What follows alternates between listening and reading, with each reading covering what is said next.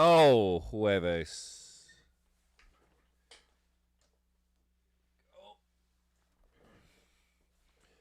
Tribute time to my ledge.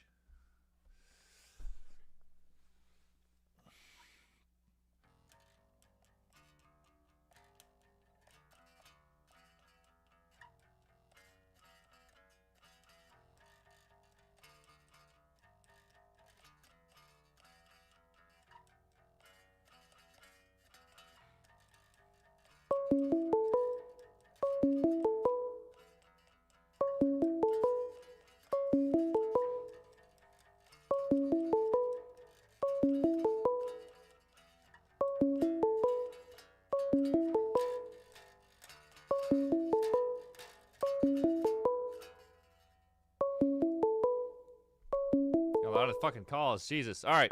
It's Waybase. It's Twitch. We're up. Very important Waybase. This is the last Waybase before. Hey, Carl, give me 1 second. All right. This is the last Waybase before the Latin American tour with Pierce Avell. This is the last Waybase before the album comes out December 11th, which is a Waybase. It's an important Waybase, is what I'm saying. Shred Envy. New song out now. Rest in peace. Rest in peace. Oh, here, I should put that up. You guys know the Stone Roses, right? Did you recognize that? All right. What's up? You're live. Hey Johnny, how you doing? What's up, man? Are you familiar with the Stone Roses? I am familiar with them. I haven't listened to much of them, but I have listened Okay, well, the to bass player died. John Squire, Liam Gallagher albums that they released like 2-3 years ago at this point. I really need to listen to Stone Roses more. Oh my god, it's amazing. The first album. And it opens with this song. Oh, it's a fucking one of the greatest rock songs ever. They're behind me right now in the video. This is them playing live, I think like 1989 or something. Stone Roses' first album is a must. The other stuff's all right. It's that first album was a phenomenon. It's incredible, and it's got some serious heaters on there. But yeah, I have to listen. That's been on like my listen list for a while. There's a lot of things I need to fucking get back into and get on. And that's one of those albums. Like I've been meaning to listen to that for like years at this point because again, John Squire, Liam Gallagher collaborated for a full entire album. Like, hey, I should probably listen to more Stone Roses, and I fucking never do. That's your homework. Yeah. Anyways, new Health single, 5 for 5. Great singles. Holy shit. Yeah, I know I'm getting a lot of comments like, you released too many fucking singles. You released too many singles. I know. In a perfect world, we would release 3 or 2. Motherfuckers these days, they don't hear anything. They don't see anything. So I'm sorry for annoying people or spoilers. It's just like, you got to yell at people these days. So I was like, let's release as many singles as possible, which is half the album. We actually still fucked up because the final single, Antidote, is going to come out on a Monday, not a Thursday. Oh, damn. I thought it was going to be the same day as the record, and I think for some reason it was better to put it just right before, and that fucked up the iTunes thing. Oh, whatever. We're putting out half of them as singles. Okay.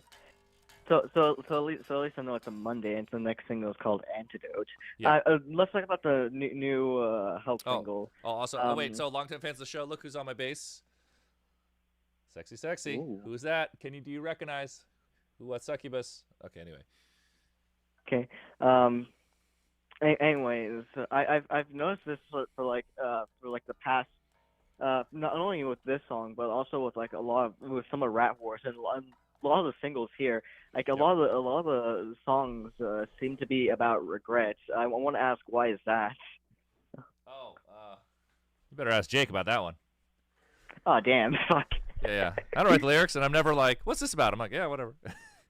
I only speak up if I don't like a certain word or like we'll go over like a thing or two or be like, oh, I like that, I'll say. But like, that's all. When it comes to lyrics, that's Jake's show. Oh. Yeah, I will say tonally, the song sounds very close to like Vibe Cop and DSMB. Yeah. Yeah, for sure. It's the industrial metal zone. Yippee! Gonna get more hard bangers like that on the album. I think there's one more like Actually, never. Okay, there's a dirgy heavy song. It's kind of slow. There's one more like heavy song, and then there's one song that is heavy but super emotional. It's near the end of the album, and that's the gonna have the music video with Susie Hunter in it. It's gonna be cool. Ooh. Who's the same person who's on the bass? There you go. Put them together. Bam. Cool beans. Next question. I noticed you're like halfway on the song. Is that this the same member from Street Sex who's also doing the screaming in the background, similar to Ordinary Loss? Yeah, that's Leo. Leo is the designated screamer on the whole album, so he's on a lot of songs. Oh damn! Yeah, so he's the unofficial fourth member now. There's a lot of unofficial fourth members because we are going to need to add a guitar player for the tour. So that's one of the next order of business. We are hiring a fourth member because there is too much chugging and shredding on this record that we need to hire a pro. So. Cool. Okay, now that opens up the question. Since you guys have since on tour, you're gonna have like 4 members now. Are you gonna perform some of the older songs that from like the Get Color? Absolutely not. Also, yeah. I think the new set list is gonna be hugely conflict in Rat Wars. Most of the fans don't know anything older than Rat Wars, but we'll see. We're gonna make the best set. I'll tell you one thing. The set is gonna be like bang, bang, bang, bang, bang, bang, kablamo. That's the idea, Yeah. Anyways, I'm so happy with the single. It's actually like really good. I'm very happy, and and hopefully this is like a palate cleanser, because tomorrow a fucking terrible artist who's platforming an abuser still is releasing a new song. And I've heard leaks of it. It's fucking god awful. People still leak music these days? Yeah, like I was a part of like this like server, this fan server, because the said artist used to be in a duo I really liked, and someone leaked the new song. It sounds fucking awful, and from the sounds of it, it seems like this. No one needs rap.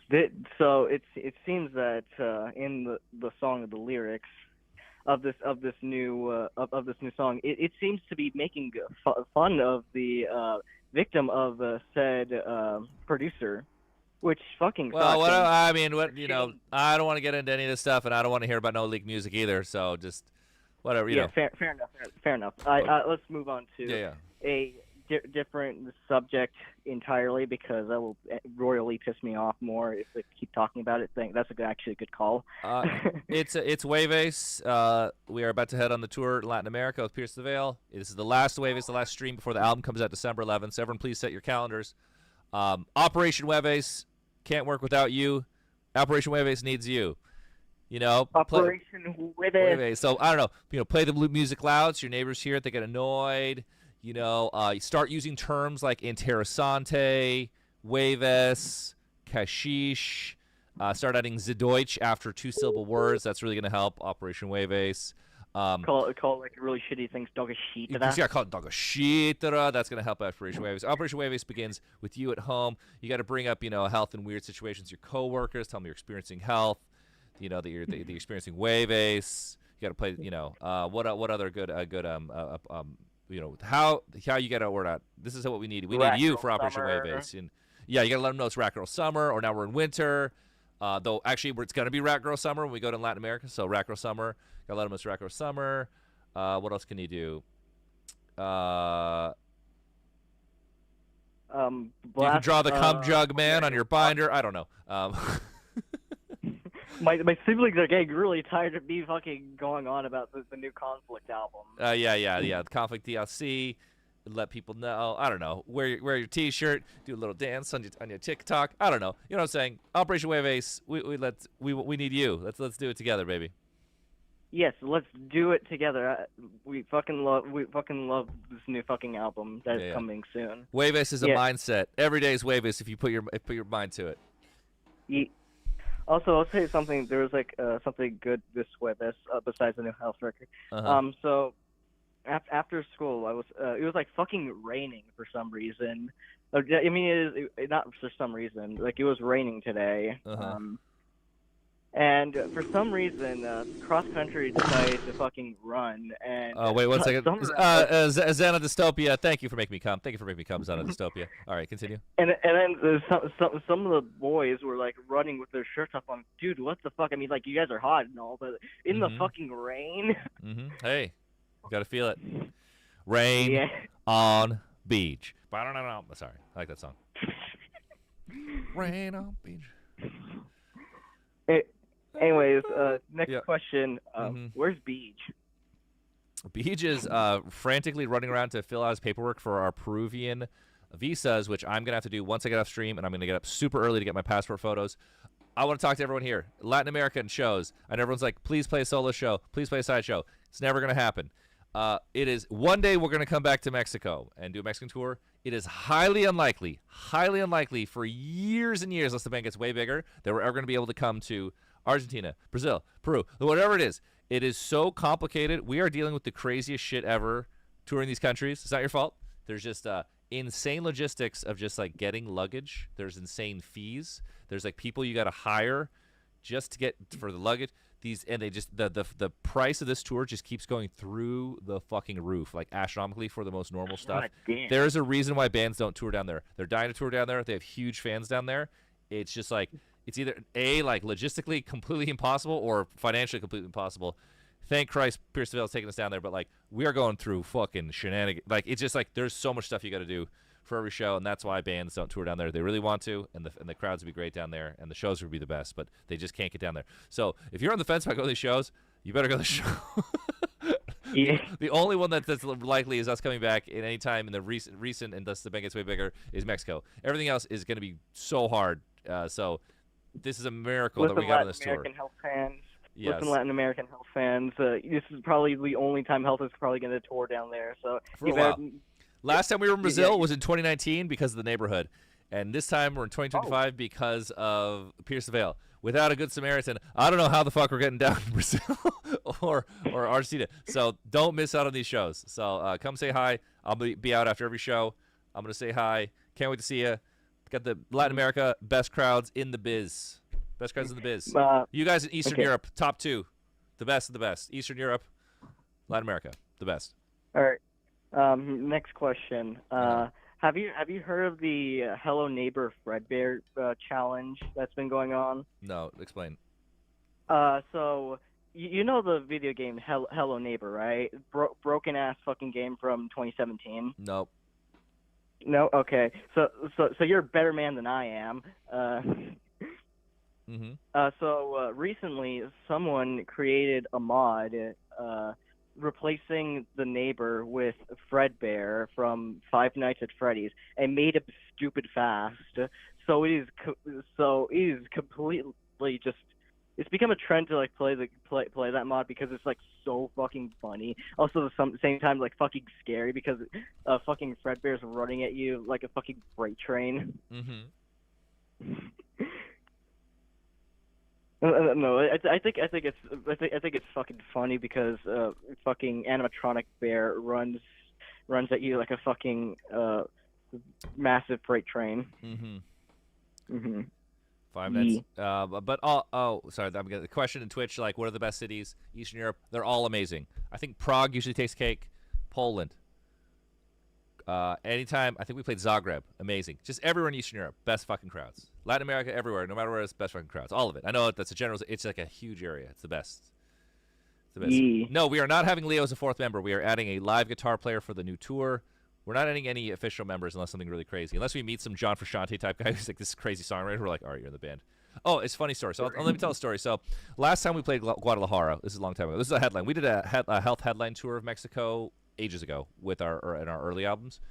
And we were playing Guadalajara, this show. It was this really packed show. We were excited, but like the crowd, we were like losing the crowd. They were getting bored, and like they were getting kind of bored.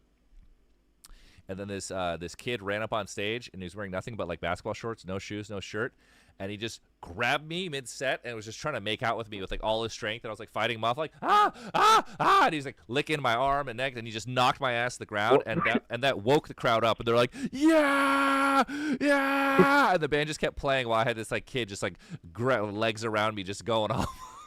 And I was like, but it woke the show up, so it was great. Getting fucking mauled in the crowd, holy shit. Oh no, it was during the show. They hopped on stage and tackled me. Oh damn. Yeah. Guadalajara, baby. And then I had the best tour of my life after. So I can't wait to go back. I love Mexico. Okay. Next question. I remember back in like the Get Color days, you said you had an erotic fascination with dolphins. Is that still present to this day? It's not necessarily dolphins, but this is okay. I'm gonna tell you a personal story about myself. This is true. So it's not that I want to like fuck a dolphin or anything. Basically, recurring my whole life, ever since a little kid, I would have recurring dreams where I'm in a man-made body of water and there's sea creatures. They don't have to be whales. They can be like a prehistoric nautilus. They can be sea lions. They could be dolphins. They could be crustaceans, fish, anemones, sea anemones, tide pool stuff. I just constantly have recurring dreams at certain times of my life where I'm in a man-made body of water, like a jacuzzi or a pool or the pool I grew up in or a random pool or any kind of man-made body of water, and then there's massive amounts of sea life. And I'll be like, wow, look at all that sea life in the pool. Or sometimes I'm in the pool and I'm with the sea life. And that's it. I don't touch them or anything. There's a handful of, like, I had a river dolphin in the jacuzzi with me in one stream. I was just petting it, and then I was swimming next to a sea lion once. But it's just usually me observing or inside a man-made body of water with a ton of sea creatures. And I don't know what that means. Someone said that means sex, and I don't know. Do people really know what fucking dreams mean? But anyway. Mm-hmm. Anywho, I guess that's all the questions I have for now. Oh, you got it. I'm going to keep moving on this big Jueves. Yeah, I'll see you, bud. Yeah. See ya, bye. Jueves. Operation Jueves needs you. Operation Jueves. Hey, what's up? You're live. Hey, Johnny. How you doing, man? We're Feliz Jueves, man. Jueves. It's big Jueves. The last Jueves for the album. Last Jueves before the Latin American tour. What's up?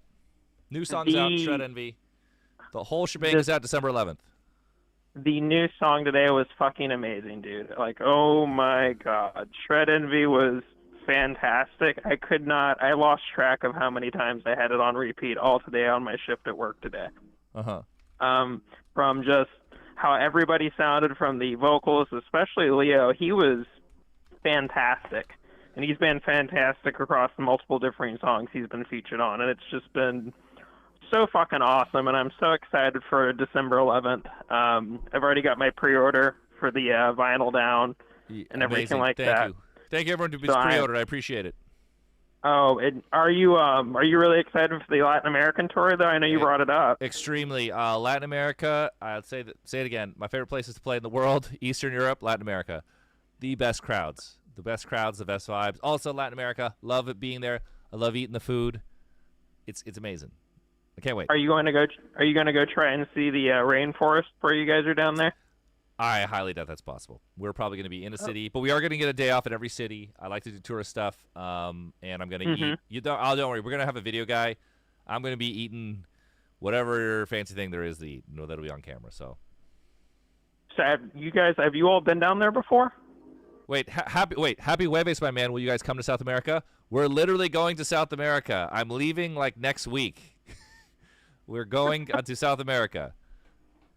Will this be your first time going down to South America? Or have you guys been down there before? We toured South America with the Neighborhood in 2019, and previous to that, we toured Mexico on our own, like a headline Mexican tour, super long ago, and then we played a private Vice party in Bogota, and it was awesome. Back when Vice was cool, when Vice was a magazine. But yeah. Do you have like a favorite dish that you're looking forward to getting again down there? I mean, obviously, being Mexico City is like one of my favorite food cities in the world. But I'm really happy to be back in Brazil. I've never been to Chile, Santiago. I'm dying to go. Apparently, their famous thing is this completa. It's like a super hot dog. I want to eat that. I don't know.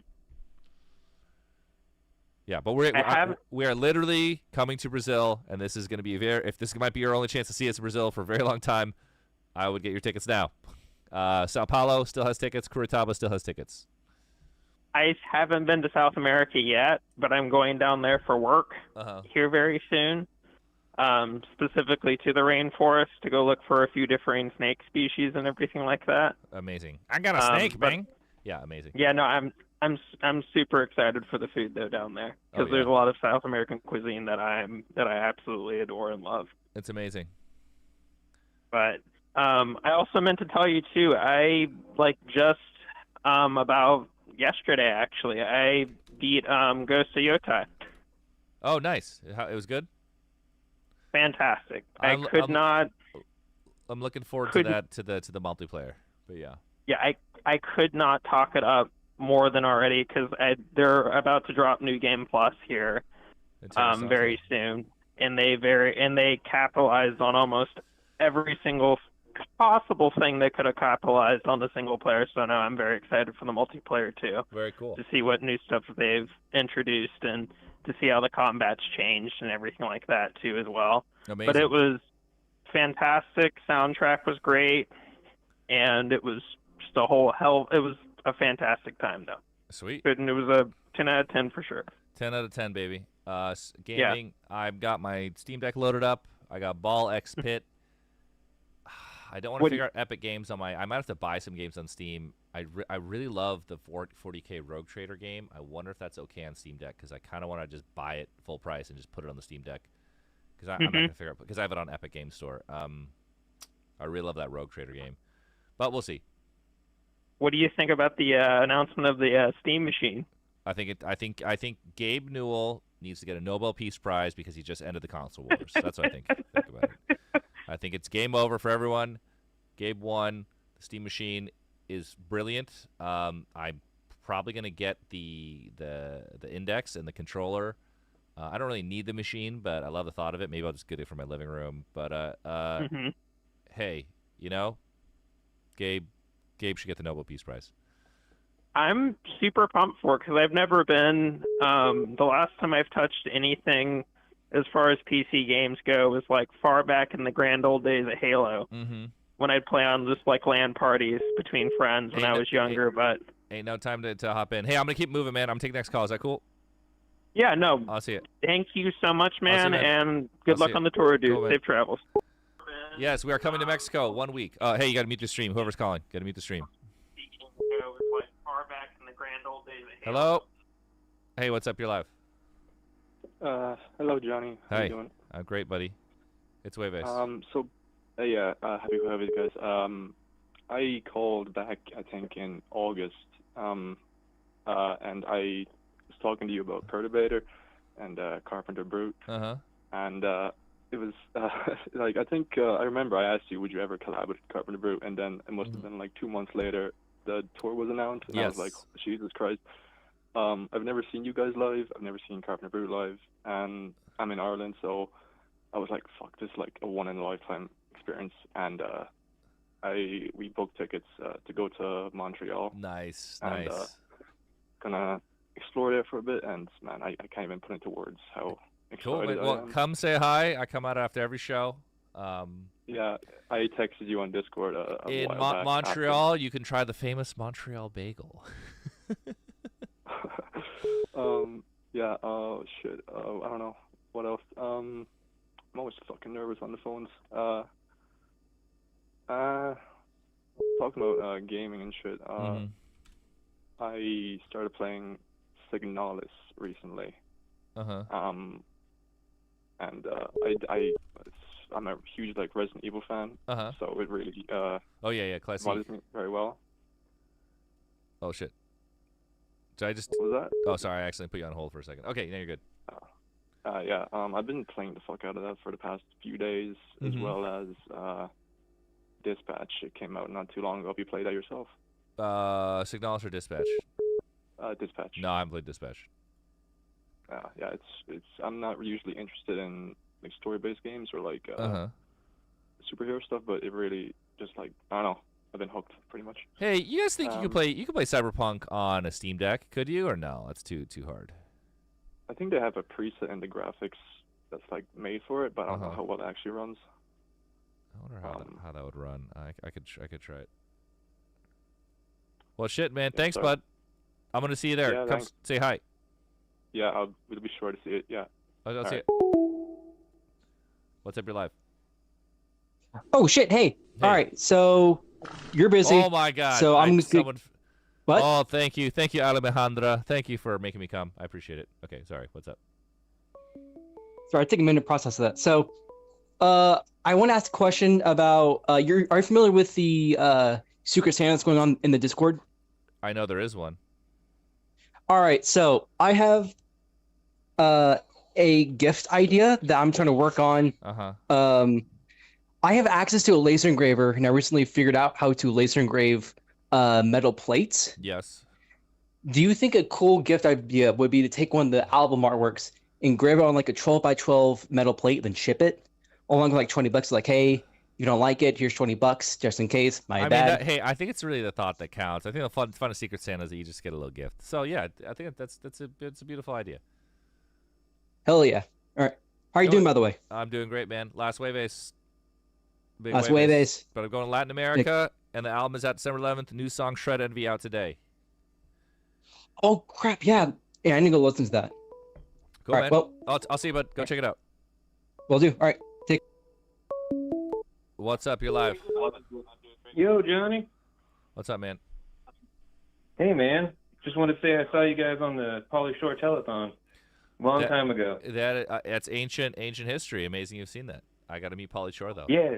Cool dude. Yeah, dude. It's gonna be my first time seeing you in Denver finally in April. So I just want to say I'm really excited and I love you guys. I love you too, bud. You got tickets though? You got them tickets? Oh yeah, hell yeah, dude. All right, get them tickets. Thank you. All right, man. See you. I'll see you. Big Jueves. Rest in peace, Monty of the Stone Roses. Played some Stone Roses earlier. And this is the last Jueves before the album comes out. So get your yayas in. Yeah. If I bring something to you for you guys at Guadalajara as a way to actually get it to you, yes, I will be out after every show. So you can just give it to me in person. You can just give it to me in person. What's up? Hey, Johnny, I called like 2 weeks ago. My name's Mark. I recommended Synthetic and talked about Dark Souls 2.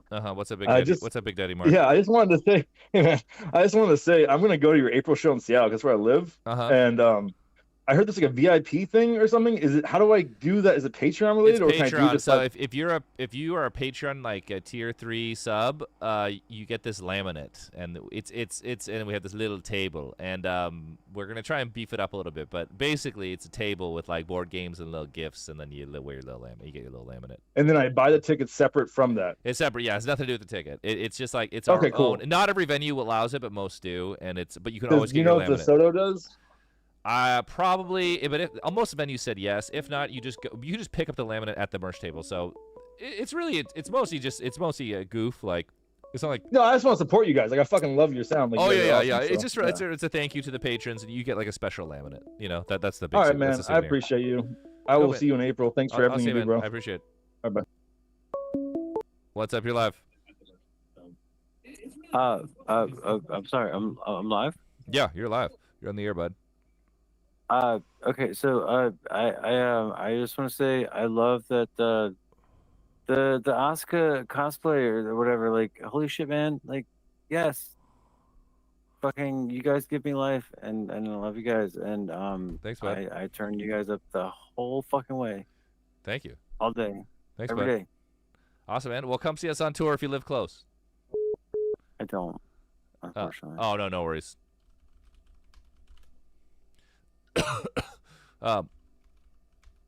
Well, shit. What's up with you, man? Nothing. Nothing. I don't know. That's it. Okay. All right. Well, thanks, bud. I appreciate it. That's it. That's it. Oscar cosplay. Yes. I'll see you, bud. Feliz Jueves. Feliz Jueves. Oh, what's up? You're live. Hey, Johnny. It's nice. Wow, actually, I'm surprised I was able to get through. I tried a couple weeks ago, and I definitely did not get through. So, hey, I just want to say your music's awesome. Thank you for everything. I'll be seeing you all in April in Salt Lake. Mm-hmm. And I wanted to ask, is there going to be any of the Concert Redon merch at that show, or is that a past one? We're probably going to get – that's so far. I mean, the Redon Fest shirt came out in 2022. We're going to have new merch. Yeah. New merch. All new merch. All right, sweet. All right, cool. Because that's one I was looking at your all's was it one of the merch websites, and I saw it on there. And Yeah, if if you want a jacket, ooh. Oh, a jacket. Yeah. Sorry, we're gonna have all new stuff though. We're gonna have all new stuff. All right, hell yeah, sweet. Cool, man. Well, sweet. Yeah, I thought I'd ask, and good luck with the shows going forward. See you all in April. I'll see you, bud. Thanks. What's up, you're live? Hey, I've got a few questions written down. Mm-hmm. Are you guys tired of touring at all? Seems like you've been touring for at least most of the year, if I recall correctly. You know what's funny? This year's been light for touring. Really? Yeah, we have not. This year was like really light for touring. Though when we were younger, before you have like, obligations and shit, I think after the first album and things started were going, we toured for like 9 months straight, just like U.S., U.S., Europe, just like all over the shit, and it was amazing. Does tour get old for me? No, I love it. I still love the game. I still want to get out there. I still love doing it. I still love playing live. It gets me off the juice. Nothing compares to the juice. So yeah, I love it. I was wondering if you would ever collab with Gary Newman in any potential dream collabs. Oh, I love Gary Newman.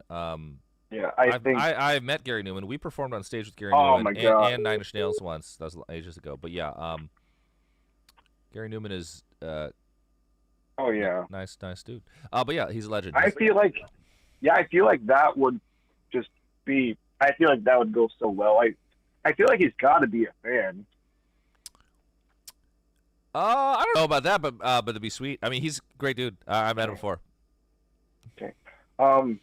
Where did Operation Jueves come from?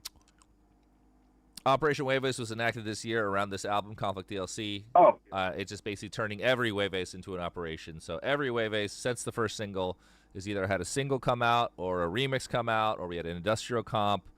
Every Jueves is important, and the album comes out December 11th. So Operation Jueves doesn't end there. We need your help to continue Operation Jueves. Okay. Gotcha. Where did you hide the bodies? Round back. Oh shit! No, I don't know. No, I don't know. I think that's a big thing in murder. People you need to get rid of the body. I don't even understand how people do that now with modern DNA.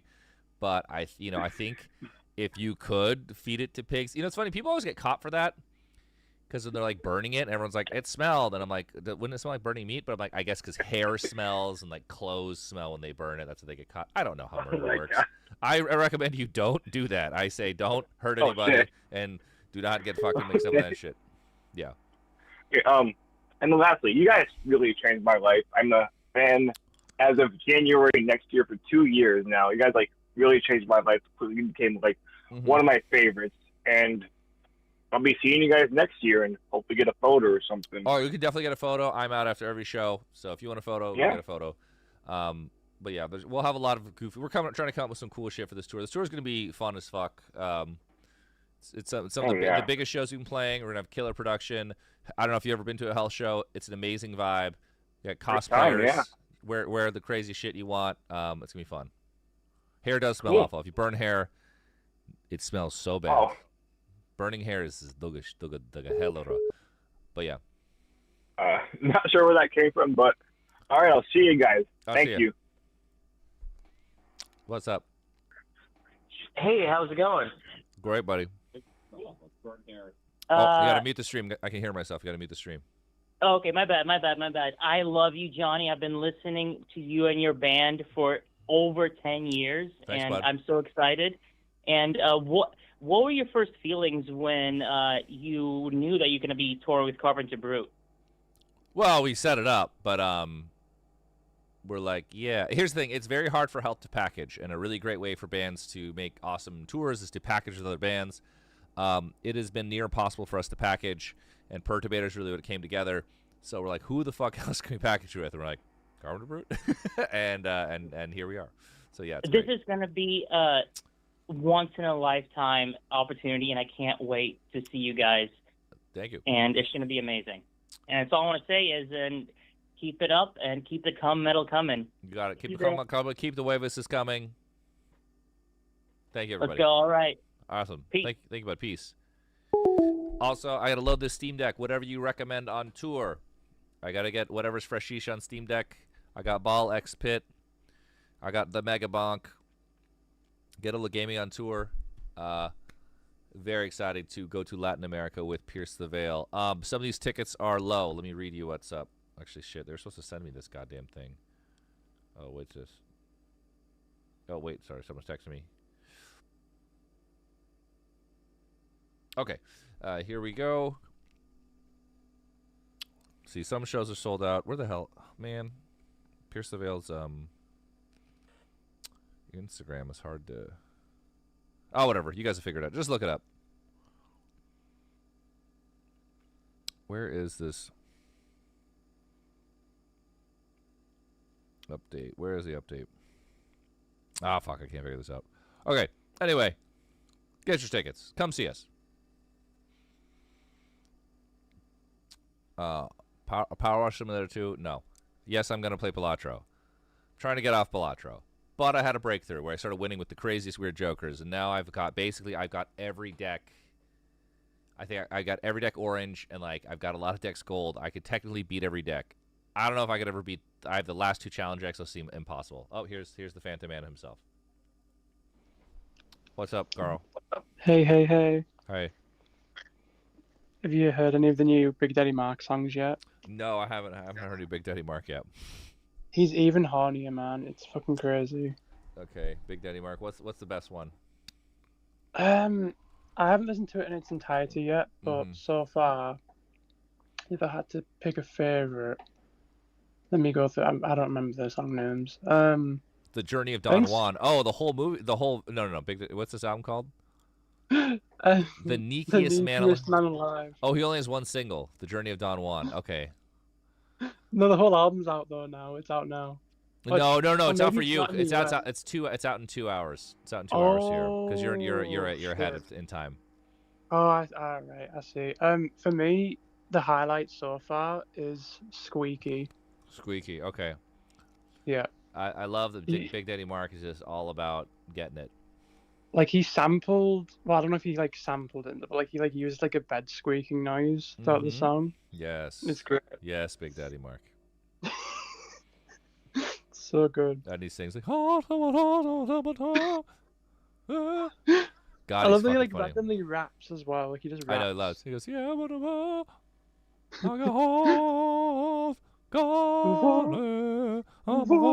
it's so good. Squeaky.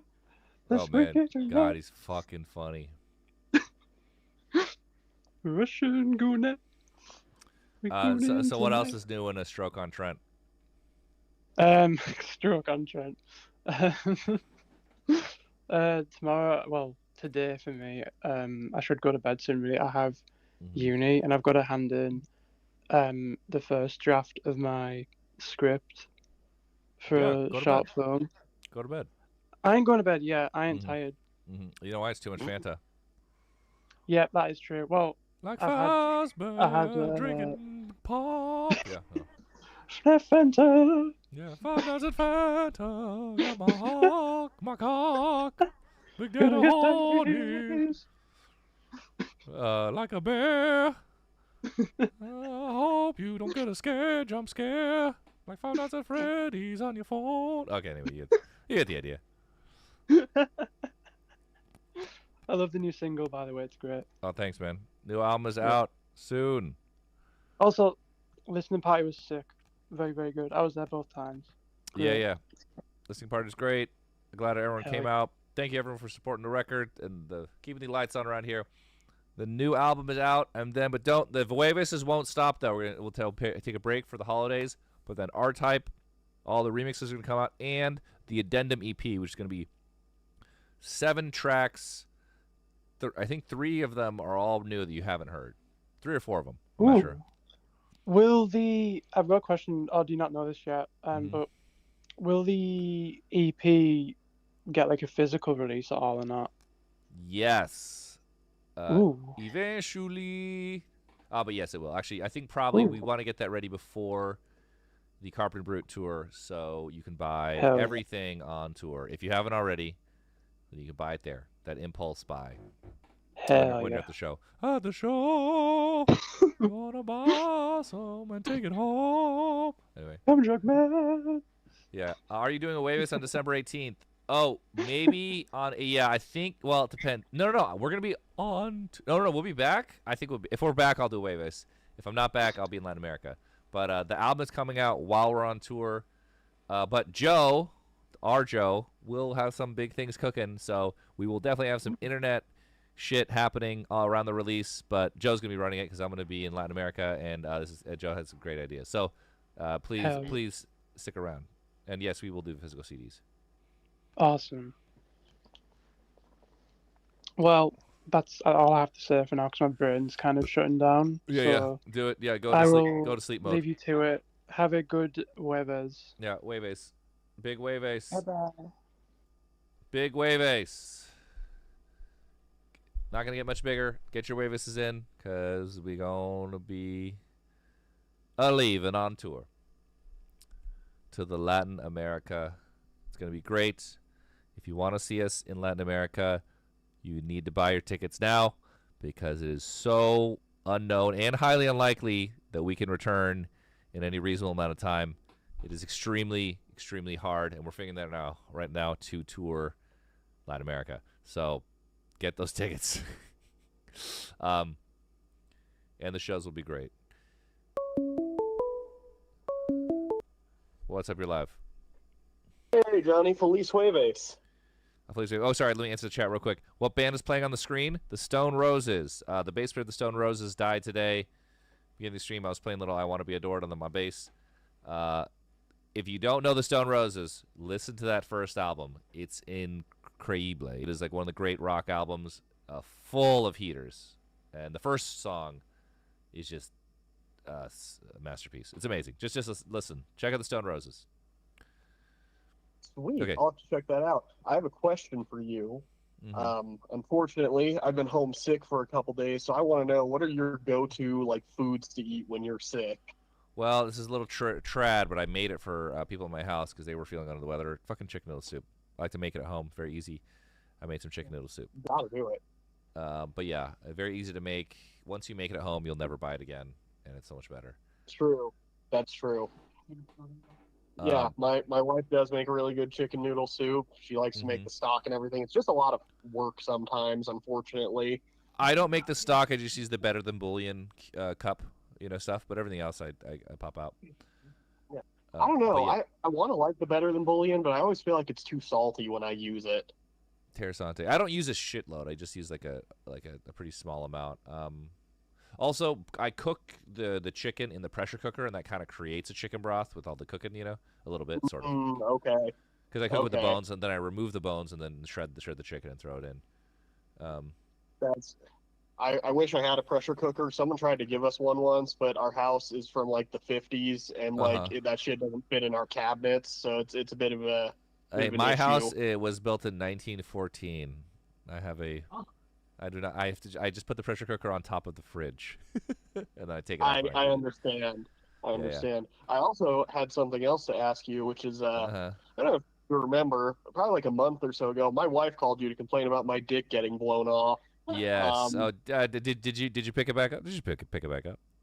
I did. I did recover it, thankfully, but I did recently have it blown off again by a band I went and saw last Friday.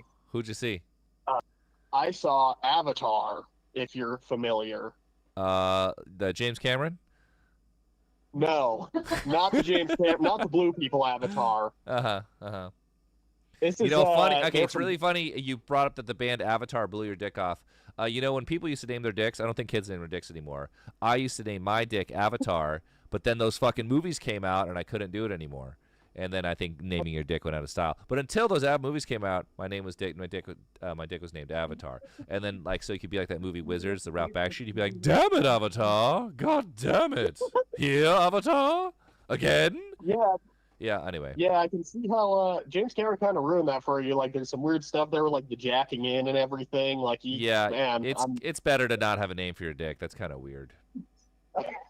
That's the takeaway here. Yeah, damn. that is. I got holes. God. Sorry. But yeah, so Avatar blew your dick off. They're good. What are they? Metal? Yeah, so they're from Sweden. Their singer, his name's Johannes, I think. He's like super tall and skinny, and he does his makeup like the Crow. And he's so the Swedish Crow man blew your dick off. The Swedish Crow man completely blew it off. They actually played also at the Union in Salt Lake, where you guys are going to be. Yes. So that was cool. You did air splits. Yeah, the dude did like air splits. Like that's what really blew. Okay. Wow. That's what did he awaken dormant feelings inside you? Is this band funny, or this guy's just going fucking bananas? Just going was like they have a really good live show. Like so it was a pick by my buddy. I had listened to like one of their albums and I liked it, but I wasn't like a super fan or anything. Yeah. But they just crush it. They have a lot of like production value and stagecraft in their show. They've got like props. They've got kind of like different sets, and they've got costumes. Let me look at what Avatar looked like so I can put the. Yeah, there were like multiple costume changes, and okay. So this is quite theatrical. It's quite the production, which like you wouldn't really expect it from kind of a I guess you'd call them like a melodic death metal band would be what they fall under. Okay, but they do something different for sure, and it was super cool. Like it might be my favorite concert I've been to. Nice, interessante. Very well. Not to. It's top 5 for sure. You guys are in there too. Awesome. It's okay. You don't have to say that on stream. But anyway, I hope your dick's okay. Just pick it back up. Yeah, we're in the healing process. So, but yeah, if anyone they're still on tour right now. If you got the chance to see them and you're into that kind of thing, I would like totally recommend it. Their supporting bands were cool too. They got Alien Weaponry with them. They're from New Zealand. They do a lot of their songs in Maori, which is cool. I've seen Alien Weaponry. They played like right before us, I think, in Grass Pop Metal Meeting in Belgium. Oh, really? Yeah. Very heavy, extremely like, Yeah, I liked them. This was my first time really seeing any of their stuff. It was cool. It was fun to see live. Then the first band was called like Spirit World, and they were good. I just felt like they were kind of like missing something, if that makes sense. Hard to articulate, but like a corporeal body, like the. Well, the Spirit World, yeah. Well, no, they kind of got this whole like cowboy motif going on, which is cool. I was really into that. Cowboys, Ghost Riders in the Sky. Yeah, but then like they just kind of played, I don't know, it was kind of like thrashy metal type stuff, and I was really hoping they were going to lean into the cowboy thing, like do something with that. But it just ended up being kind of like a visual shtick, so I thought they could, kind of capitalize on that. Okay. Well, let them know. Leave a comment. Appreciate it. I'm glad I've got people on the inside. Well, thanks for calling Kid Show Business, and I hope your dick gets better. Thank you so much, Johnny. Feliz Jueves. Have a good night. It's Jueves. Thank you. It's Jueves, everybody. Yes. Well, shit. I guess I'm going to check out Avatar, the wildest death metal band in the biz. What's up your life? Hi, Johnny. Hi. Oh, shit. That was fast. How's it going? It was fast. It's great. It's Jueves. It's a big Jueves. Yeah. Hell yeah. You guys put out an amazing song earlier. I love the music video. Thank you. I was editing that last night. Really? That's crazy. Well, we've been all of these videos have been like finished like last minute, 11th hour. We've been quite busy. And we're like, oh God. So yeah, thank you. Yeah, no problem. I don't know if you remember me. I had you sign a floppy disk at the Baltimore show, but yeah, huge fan. Awesome. Well, how you doing? What's new with you? I mean, life's a bitch, but things are also okay. It's kind of weird. Well, hang in there. That's what I always say. But it's manageable. Yeah, everything's okay. Yeah. Yeah. I mean, I'll make it. It's just shit's changing, which it's scary, but also like there's a lot of potential in it, Mm-hmm. I think I know. So it's pretty vague, but yes, I'm gonna say yes. Fair enough. But yeah, anything you're excited about? Any good music lately? Any good movies lately? I saw Pixel Grip last month, like Awesome. live, and that was really cool. Health Tour alumnus, Pixel Grip. Great show. Yeah, it was a lovely show. Awesome. Did they bring out the GIMP? Did they bring out the GIMP? No, not this time. I kind of wish they did. Oh, interessante. Okay. Interessante.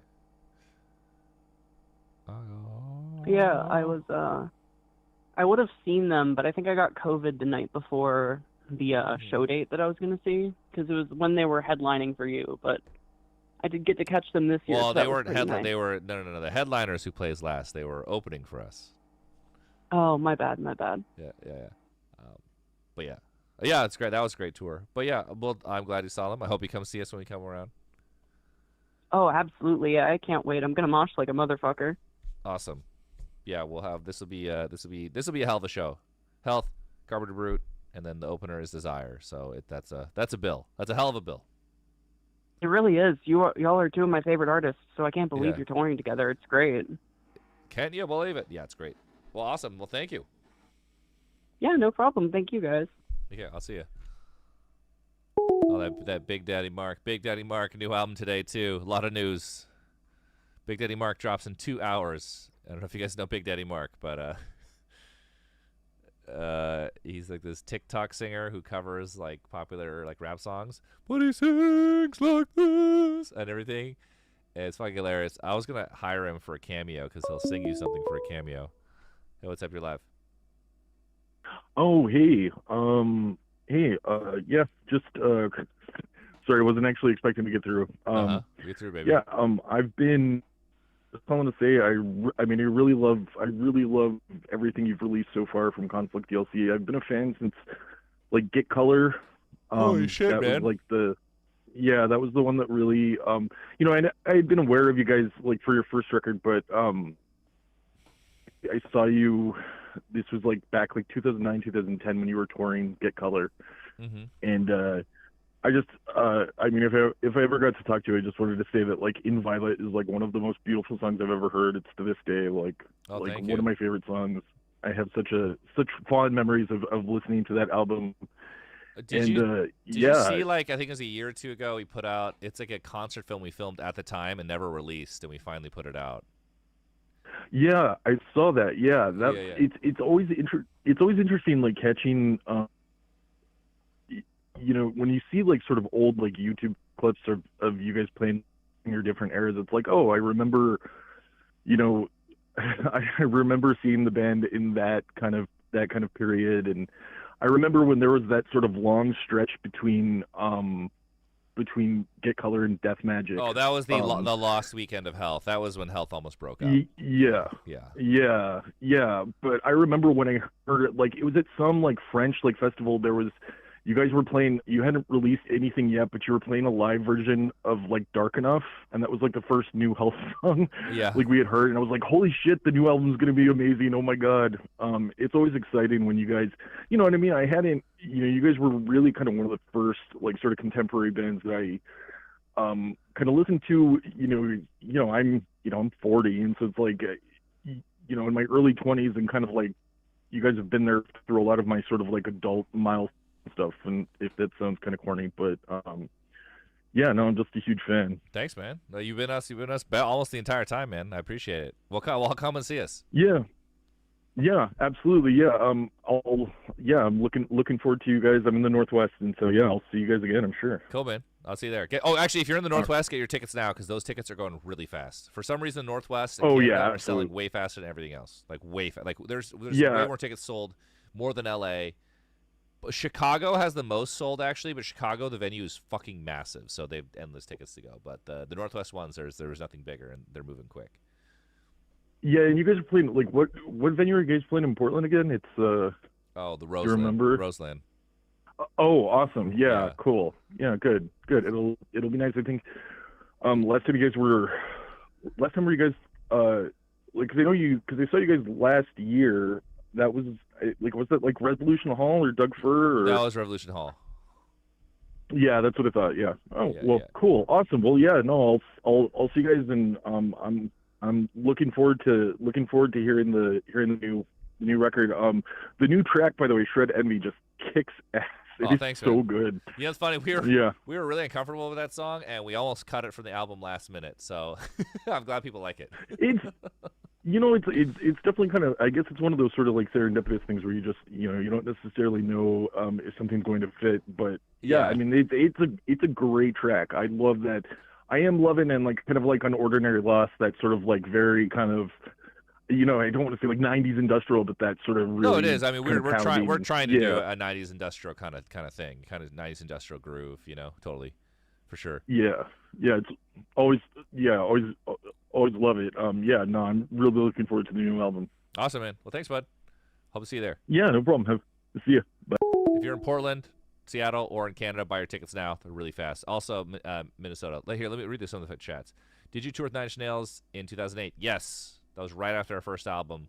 We got to do the Nine Inch Nails East Coast portion of the B Market tour right after our first album. It was pretty fucking amazing. Thanks for introducing me to Portal. Cool. It's cool. Johnny, what are your thoughts on Pantera bread? It's all right. It's decent. It's okay. It's not bad. Apparently the fucking lemonade will kill you. I'm wondering how long the Carpenter Brute collab show is going to be. A lot of bangers to choose from. So, Carpenter Brute are from France. People from Europe want to play a long time. Carpenter Brute is going to play 70 minutes. Health is going to play 60 minutes. We could play 70, but that's too fucking long. Maybe we'll play... No, we're going to play 60 minutes. So, Health's going to play an hour. Carpenter Brute's going to play 70. And I think Desire will play 30. We'll probably play 30. That's a lot of music. It's a lot of fucking music. What's the TLDR of Health almost breaking up? Okay, so... The long weekend of Health after Get Color, we had this. We were just so ambitious what the third album was going to be. We need a super. Yes, Health's going to play last on the tour. It's a co-headline tour. Carpenter Brute Health co-headline, same billing, but Health is playing last.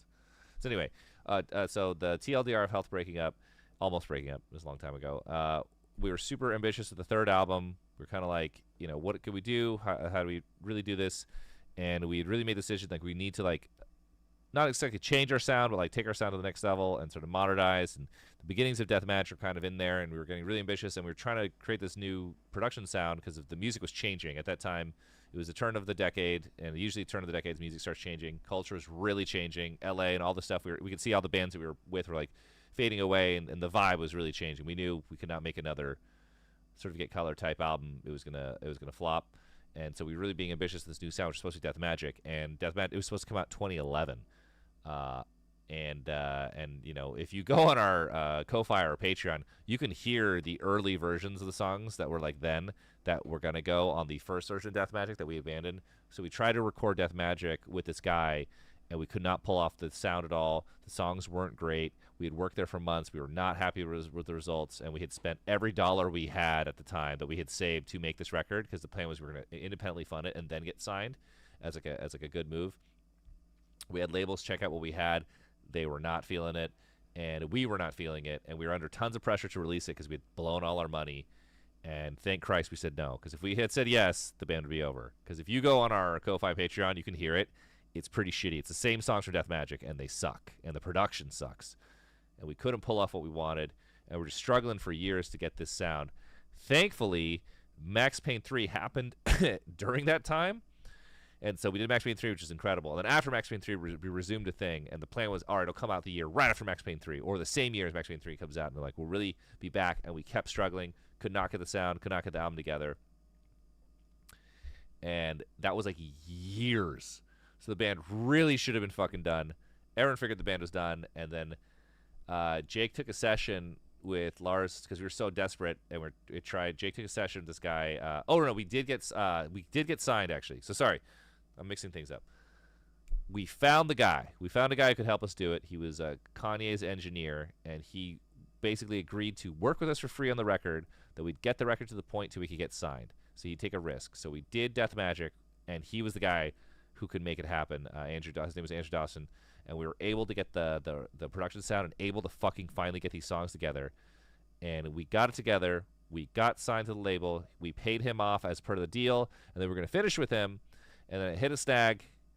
I'm gonna give all the details. Anyway, the label made us change people, and we met Lars Stolfers, who Jake did the session with, who was a guy who totally understood us because he came from the smell sort of scene also, but he had gone on to all this professional shit, and he used to be in the Mars Volta, blah, blah, blah.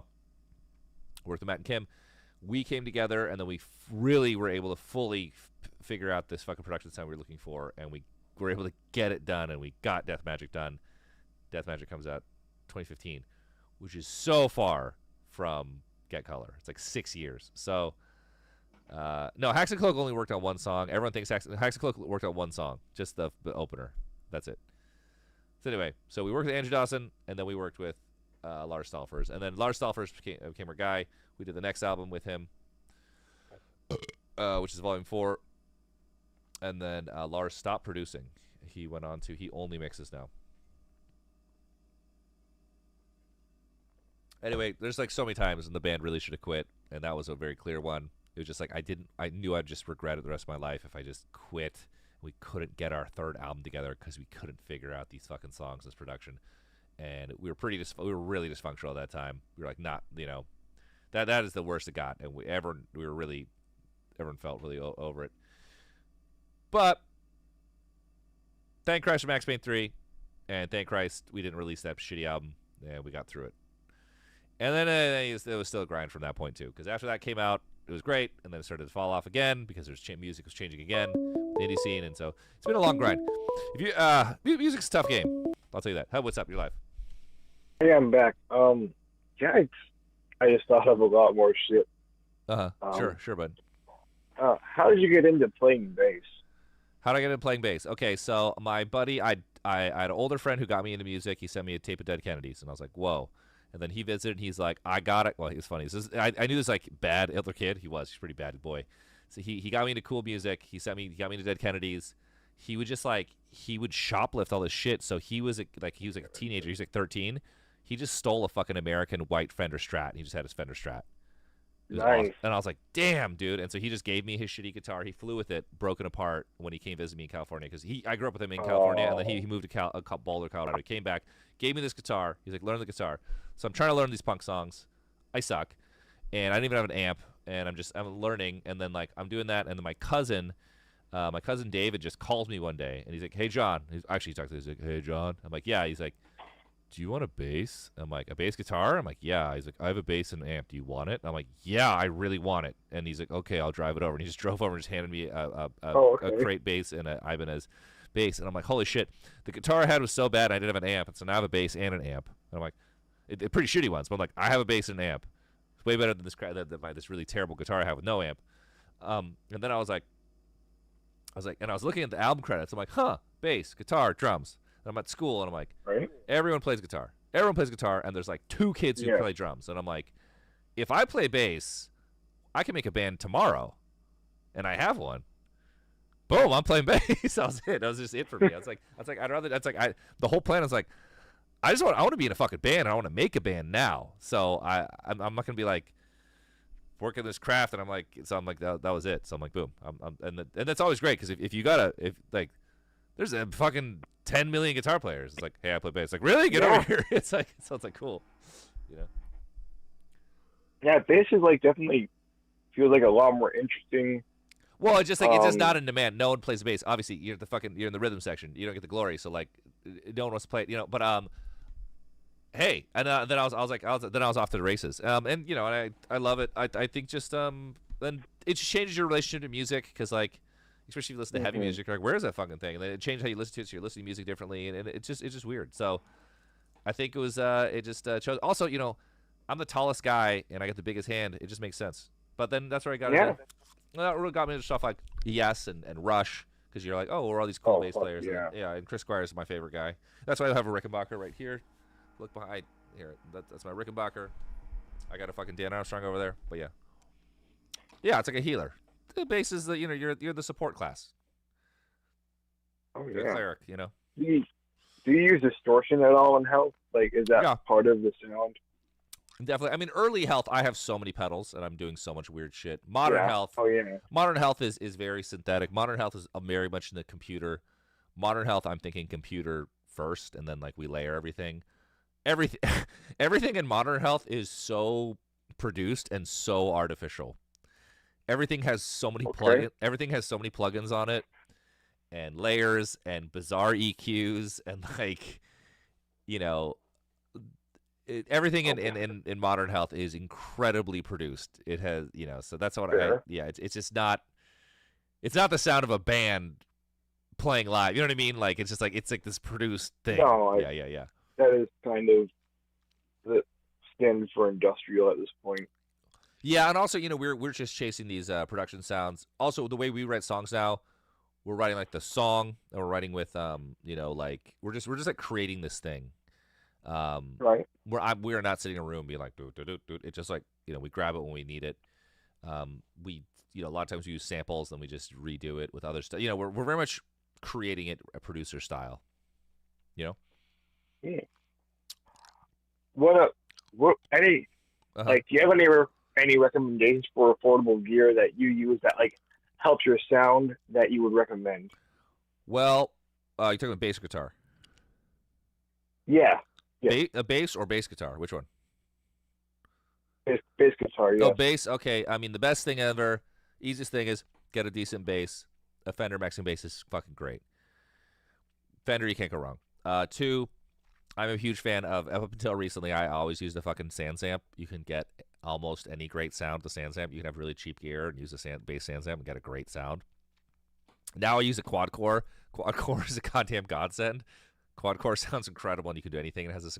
My biggest issue with bass, because I use so many pedals and I use feedback plugged into my bass thing. Oh shit! I'm watching Stone Rose's video right now.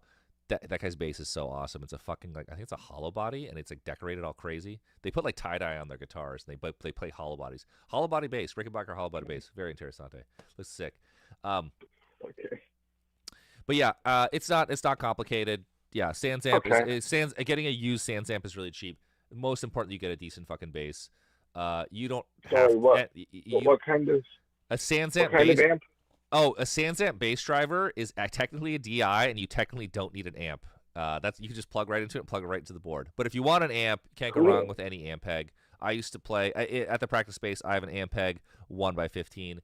But in this day and age, I'm a huge fan of bands not having amps because you don't want to lug that shit to the show. You want to have less gear is great, less shit to worry about. Okay. Less bullshit. I'm a huge fan of no amps, and Health has 0 amps. We are all playing quad Cortexes.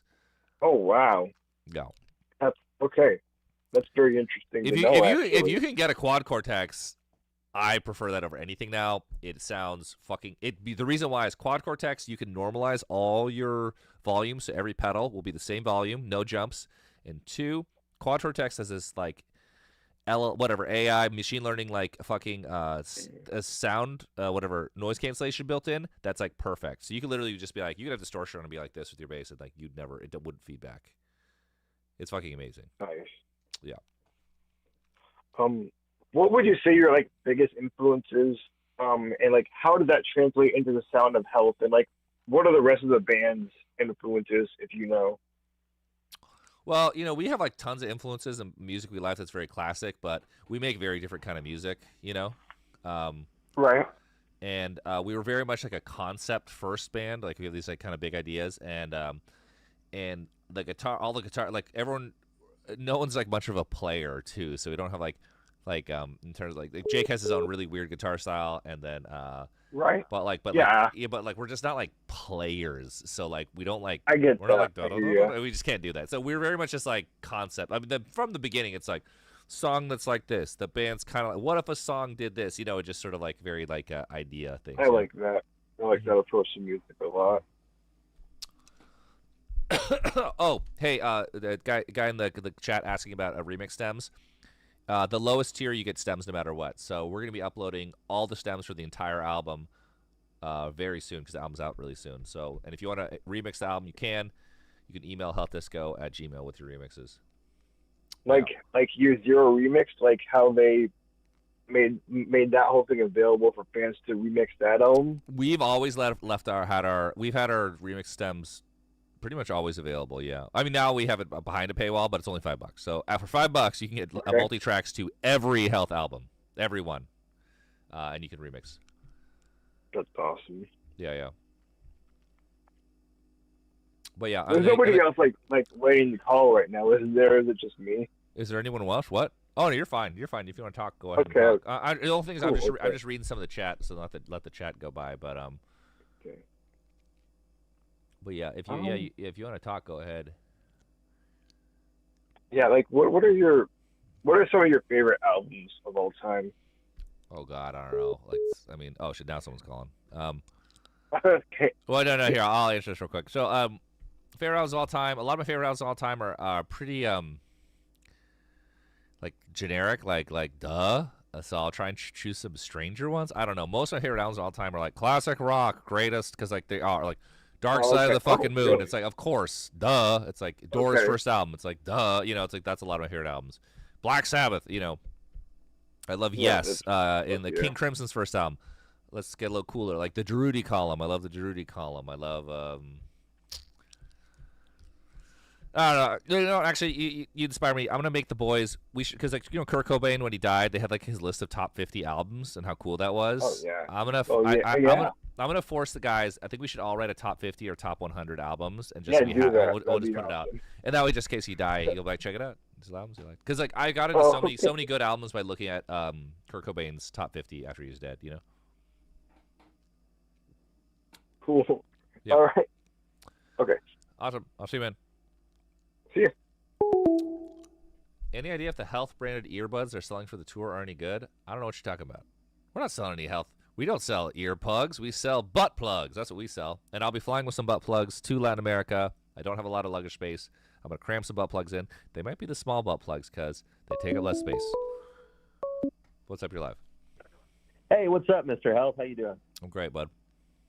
Good. Hey, I got a question for you. Are you a fan of Dota 2? No. Well, I've never played it, but I'm assuming no. Never played it, but you're assuming no. Okay. I know how it works. Yeah. Sorry? No, I know it's like League of Legends, right? Yeah. I guess you could say that. You may offend some people saying that, but it's fine. Well, okay. Well, aside from all that, where do you get your ideas from? The brain. No, I'm joking. No. We listen to other music. I think people like musicians always say this like really douchey stuff. Like, what are you inspired by? And they like won't say music. They'll be like, I watch whatever films or the life of blood. It's like we listen to other music. You hear other music and you get inspired. I think a lot of times we take or at least I do. I get inspiration from unrelated music.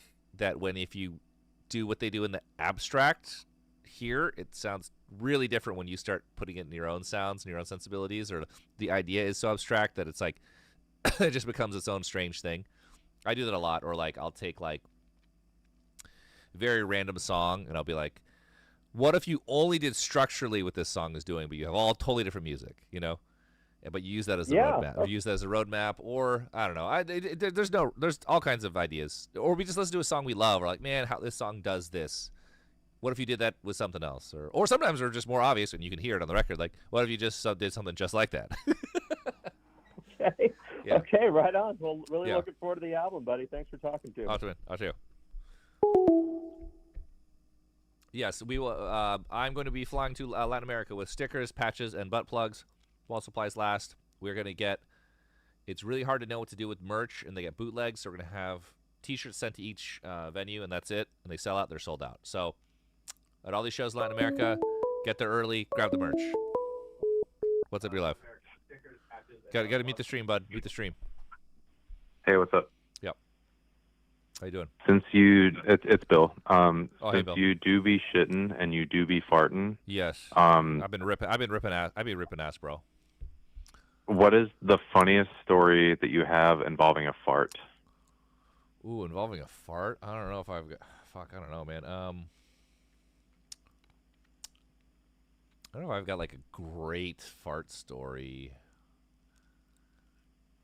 Well, if you don't have a great, what's the best fart or shit story you have? Like the funniest or the most? I've got a really great shit story, but it takes me like 30 minutes to tell. I don't want to do this right now. I'll save it for you guys. Remind me in a future stream. It's a great story. It's one of my best stories, actually, but I really don't want to tell right now. What happened the last time you farted? Like, what happened? It was yesterday. I was just ripping like crazy. I made red lentil bride soup and was just ripping ass. That sounds delicious. Oh my god, it's wonderful. It's easy to make. You can always make it with whatever's left of the house because it takes so few ingredients. Well, you need a lemon, but it's 2 onions, red lentils, some quinoa or bulgur wheat. I use quinoa; it's way better. And then butter, and then some tomato paste, salt. You cook it up, and then you put fresh lemon, and then you put some dried mint on it, and it's just heavenly how good it is. I am prepared to fart now. I will buy those ingredients and cook them together and fart. You want I think lentils actually might be the most goated farting because I was ripping harder than kimchi or beans. Like lentils make you rip ass, serious ass.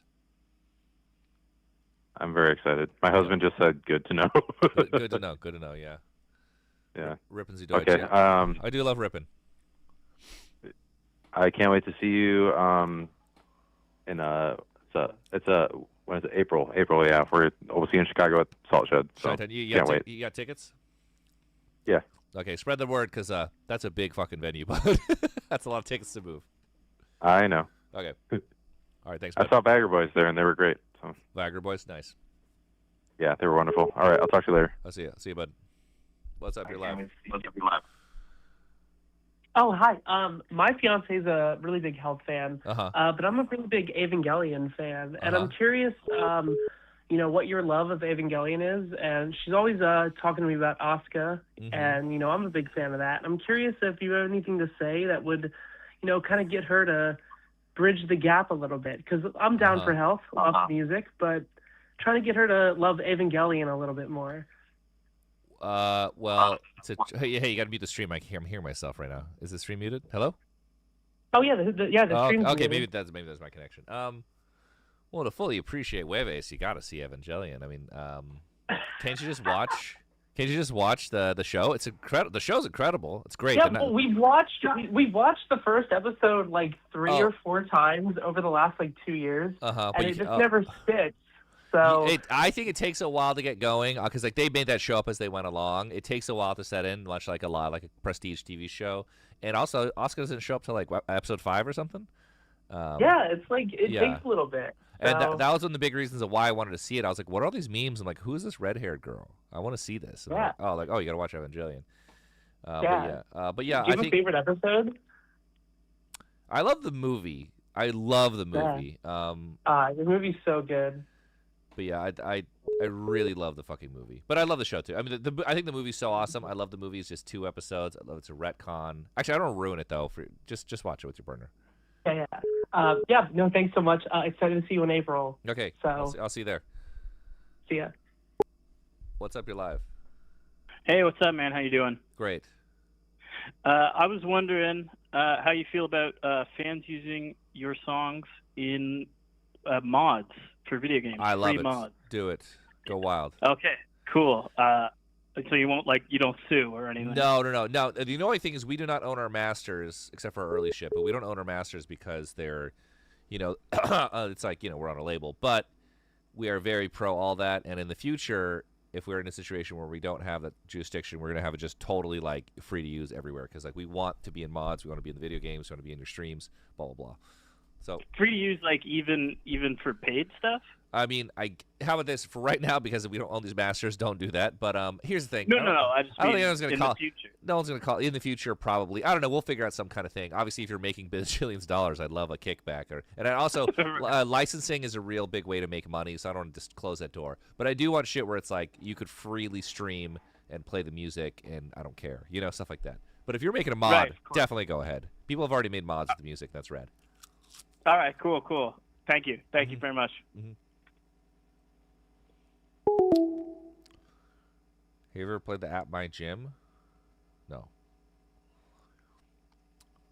You don't appreciate plain old farts until you have hot ones or have to fart after a colonoscopy?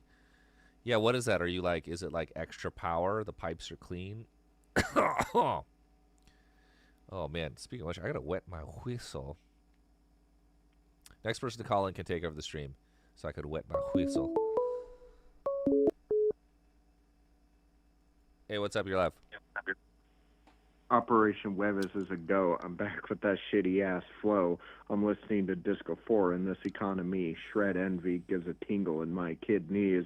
An ordinary loss has happened to my penis. It blew off because it's a volcano like on Venus.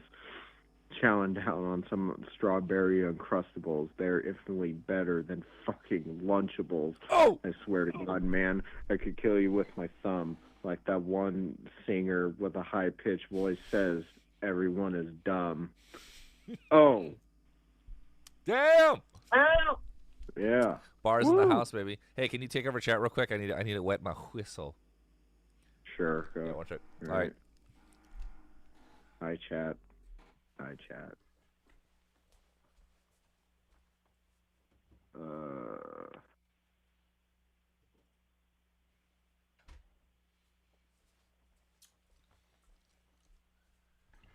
Chat's pretty fucking slow. I'm in YouTube chat. Oh, I don't know if you saw Hair Rapper. We put on you rapping on TikTok. Wait, really? Yeah, go to the That's Health nice. TikTok. Yeah, you got some bars in there. Oh yeah. Oh. I don't use TikTok, but I'll check it out. Yeah, it's I'll a brain. go on It's a there. brain rot app. Watch out. Yeah. Actually, I mean, wait. I never Yeah. really was really on there in the first place. Don't but do it. it's never really- It gets insidious in your brain. It's so bad, and then you're watching like 100 videos of cosplayers in a row. I mean, I watch I watch fucking Instagram Reels and YouTube Shorts, and they're just as damaging as Yeah, definitely. TikTok. They are. Definitely. I guess there's like less like brain rotty shit. It's short form on content those. is just so bad for you. It's like it really does something. It's like cocaine or jerking off too much. It's just like too much dopamine really quick. Like, you know, it's like really good. It's not good. It's very bad for your brain. It makes your brain shrink. Actually, the whole phone makes your brain shrink. Everyone in America or on the planet, everyone using a smartphone has the brain of a mild alcoholic. It's shrunk your brain. It's hugely damaging. Yeah, I think I think we talked about this. Like it's like a drug addict that quits their drug, and if they ever relapse, it's like they never stopped. Mm-hmm. That's actually very true. So if you're an alcoholic and you stop drinking and take like 10 years off and then start drinking again, you start drinking at the exact level that you quit at. It's like your XP in the RPG. You don't lose it. You're always a level 10 drinker, and or whatever drug drug. It's like, and that's why people who have been sober for like 10 years, 15 years, like Philip Seymour Hoffman, just die once they try again, because they pick up exactly where they left off, and they're so it's crazy. Yeah. That's crazy. Well, awesome, man. I'm gonna see you at a Royal Oak, bud. See their jaw. Okay, I'll see you, bud. Jaw. See you, bud. Penis. Panazia. I'm performing my first burlesque performance on a sample of Nosferatu 2024 and your song Excess with Perturbator on December 7th. Love your music and the emotions you bring out of me. Thank you. From, I don't know where MTL is. What does MTL mean? What's up your life? Oh shit, that was fast. Hey dude. How you doing?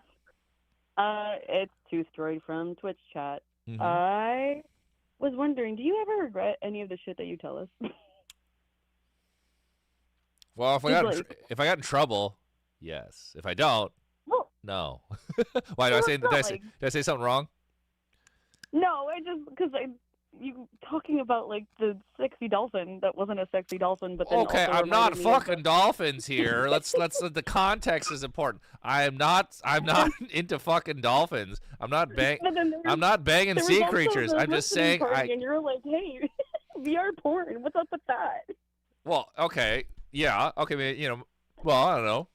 Listen, the Discord is filled with these goddamn tech. The health fans are so good. So many work in IT. They know technology. I'm just asking a real question. It was for research, by the way. I'm just researching it for this new music video. I'm not going to watch it.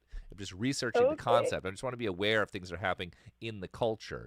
It's a research thing. I'm writing a script about it. No, it's not that. It's not what you think it is. But anyway, I just want to go back for context. I have recurring dreams about man-made bodies of water with sea creatures in them. It's symbolic of something. I'm not doing anything weird. The sexual reference the guy had is a joke I made in a video that's on our YouTube on our first Australian trip. they were going camera to camera, and I wanted to say something really funny. So, Okay. so I made that up. Okay. Because there's times where you speak, and I'm like, I wonder if you ever turn off the camera, and you're like, I shouldn't have said that. Well, I do. No, I think it's more like a moment where I'm like, I hope I didn't say something that wasn't okay, but I'm never like, oh dear. There's just too many. There's too many offenses or whatever. It's too late for things that have already been mentioned. I've already mentioned too many things that are going to color. Like in the Discord, where they're like, hey, remember that time? We're like, oh, I told you that. Well, shit. Yeah, it's cool though. There's times where I'm like, I have to get less parasocial with you. Like, this is bad. But I appreciate the openness. It really sets you apart from the other groups. Yes. But maybe not for the best, but yes. Yeah. I have just a slight two-part question. Well, it's not two parts. It's two separate questions, but they'll be fast. First off is, you said you're going to make, like, fucking health K-pop photo cards. Where the fuck is that? I want my merch, Johnny. It's in the works. It's in the works. Okay. It's actually happening. This is actually happening. Okay. I had a meeting about this last week.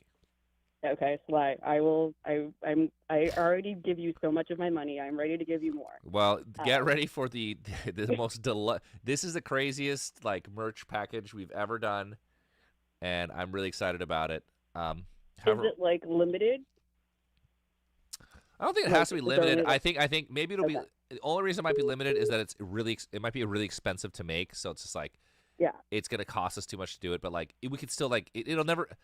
We can always just order more. It'll just be a delay. Okay. It's not just like well, it's not like Disney. The vault is sealed. You had to buy it. It's not gonna be like that. No, yeah. I just mean like in the sense that, do I have to wait by my computer for it to be like 9:59 and 59 seconds? No, we'll never do that. Okay. I mean, Okay. it'll just be like, well, we'll probably be like, is like, hey, check it out, up for pre-order. And that way, it's like, then you really know who's gonna buy it and you get it. Play. Thank you so much, King. Yeah. Okay, and then second question is, what the fuck? Can we get the tea on health almost breaking up? You mentioned it earlier. Oh yeah, I thought I told the story on stream. Basically, it's like, I mean, I'm kind of new, so my bad. No. I thought I mentioned it earlier in this stream. It's not something I normally talk about. Basically, it's just like the making of Death Magic and like figuring out that sound was so fraught. And we tried to record the album, and we had to scrap it, and we spent every cent we had. All the money we had saved, we spent on making the album independently, and it was so bad we had to scrap it and start from zero. And it was over this very long period of time, and that put like a lot of strain, and the band really fell apart and almost broke up then. And we like, it was bad, and like the end was in sight. We managed to get through it, and we did finally make Death Magic. So thank God. Yeah, like that's actually one of my favorite albums of you guys. It's the album that like actually made me want to like check out your shit. So I'm so sorry you guys went through that, but also thank you. Well, if you want to hear the really shitty abandoned version of it, it's on our Ko-Fi or Patreon. You can listen to it. Yeah, dude, I'm on there. I will go get it. It's one of the earliest things, and everyone just told me like, I'm really glad you didn't release this. This was really bad. And they're also like, it would have ended the band because our whole thing was just Pitchfork. Pitchfork would have trashed it, and we would have just broken up right then. We would have been done. So that's shows to go yet. Sometimes you gotta stick to your gut. Everyone told us to release it, and we said we can't do it. So well, I'm glad you guys trusted your gut because the redo fucks. Yeah. And I'm excited to maybe hear something from it in both LA and Boston because I will be flying to Boston to see you guys. We'll see. In terms of us, because I wanted to get ambitious changing the set. We might have a production show where it's like so dialed we're like we cannot change anything. Because we're gonna have a lot of production, so it's most likely gonna be the same set. But so I don't know, we're gonna be pretty ambitious. We'll see how this goes. But yeah. Yeah, I'm stoked to see you guys live for the first time. Oh, you never seen? I'm happy either way. Cool. I've never seen you guys. Okay. I like casually listened to you guys in like 2021, and then like late last year, I was like, no, I want to be in there. I want to be inside of this album forever. Nice. Awesome. Well, thank you. Well, come say hi. I come out after every show. So. Play, dude. I will make you take a picture with your own photo card. Thank you so much. You got it. I'll see you. What's up? You're live. Hello? Hello? Hi. How you doing? Good. How are you? I'm great. You're live, by the way. You're on stream. Oh, awesome. So I did have a question about Shred Envy. Love the song. It's incredible.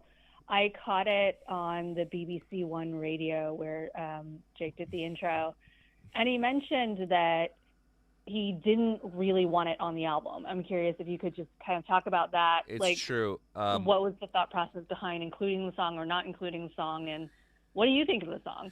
So usually this is a really bad idea because if you tell people that you're not happy or you think something's bad, you're not happy with it. Oh, is that Kim Gordon? It's not good, and people will color the way they think about it. So I don't think it's a good idea to talk about songs this way. However, so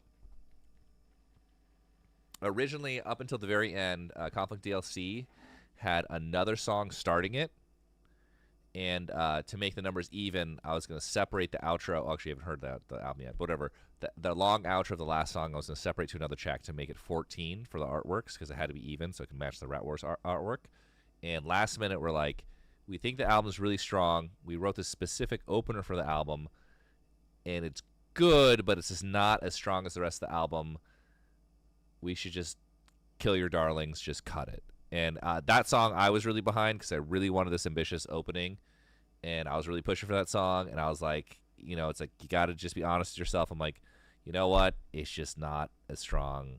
Fine, let's cut it. So we cut that. And they were like, hey, that makes the track list better. Now we're at 12 tracks. We're matching Rat Wars. The album is tighter. We're great. And then Jake's just like, we should probably cut Shred Envy 2. And that was the one, especially the mixing and everything. It's like we felt like there's all these issues about it that kind of bother us, and we felt like we didn't fully pull it off, and we got sidetracked at the end. Oh, my God. Thank you, Glitch Coven. Thank you for making me come. But so we're thinking like, hey, we liked the song. We just didn't pull it off. We couldn't get the mixes right. We got into fights over the mixes, and it was just it's like it's just not. We missed the mark. We didn't fully get there. And then I was like, guys, if we cut this song, we're gonna fuck up the whole track listing and the whole energy wave entirely. And now we're short a song. I'm like, we cannot. Let's not cut the song. So we're like, all right. And then it's kind of kept up. We're like, that one's not that good. That one's not that good. And then we sent the record to the label and to some friends. And the label's like, oh, man, this one's got to be single. And then I sent it to fucking Jesse Cannon, the music maestro who's been on this show. If anyone's aspiring in music, go check out Jesse Cannon on YouTube. That's who I listen to. And I think he's your man to teach you. But he's like, this is the best one. This is the one. And I was like, oh, really? Well, shows to go. You never know.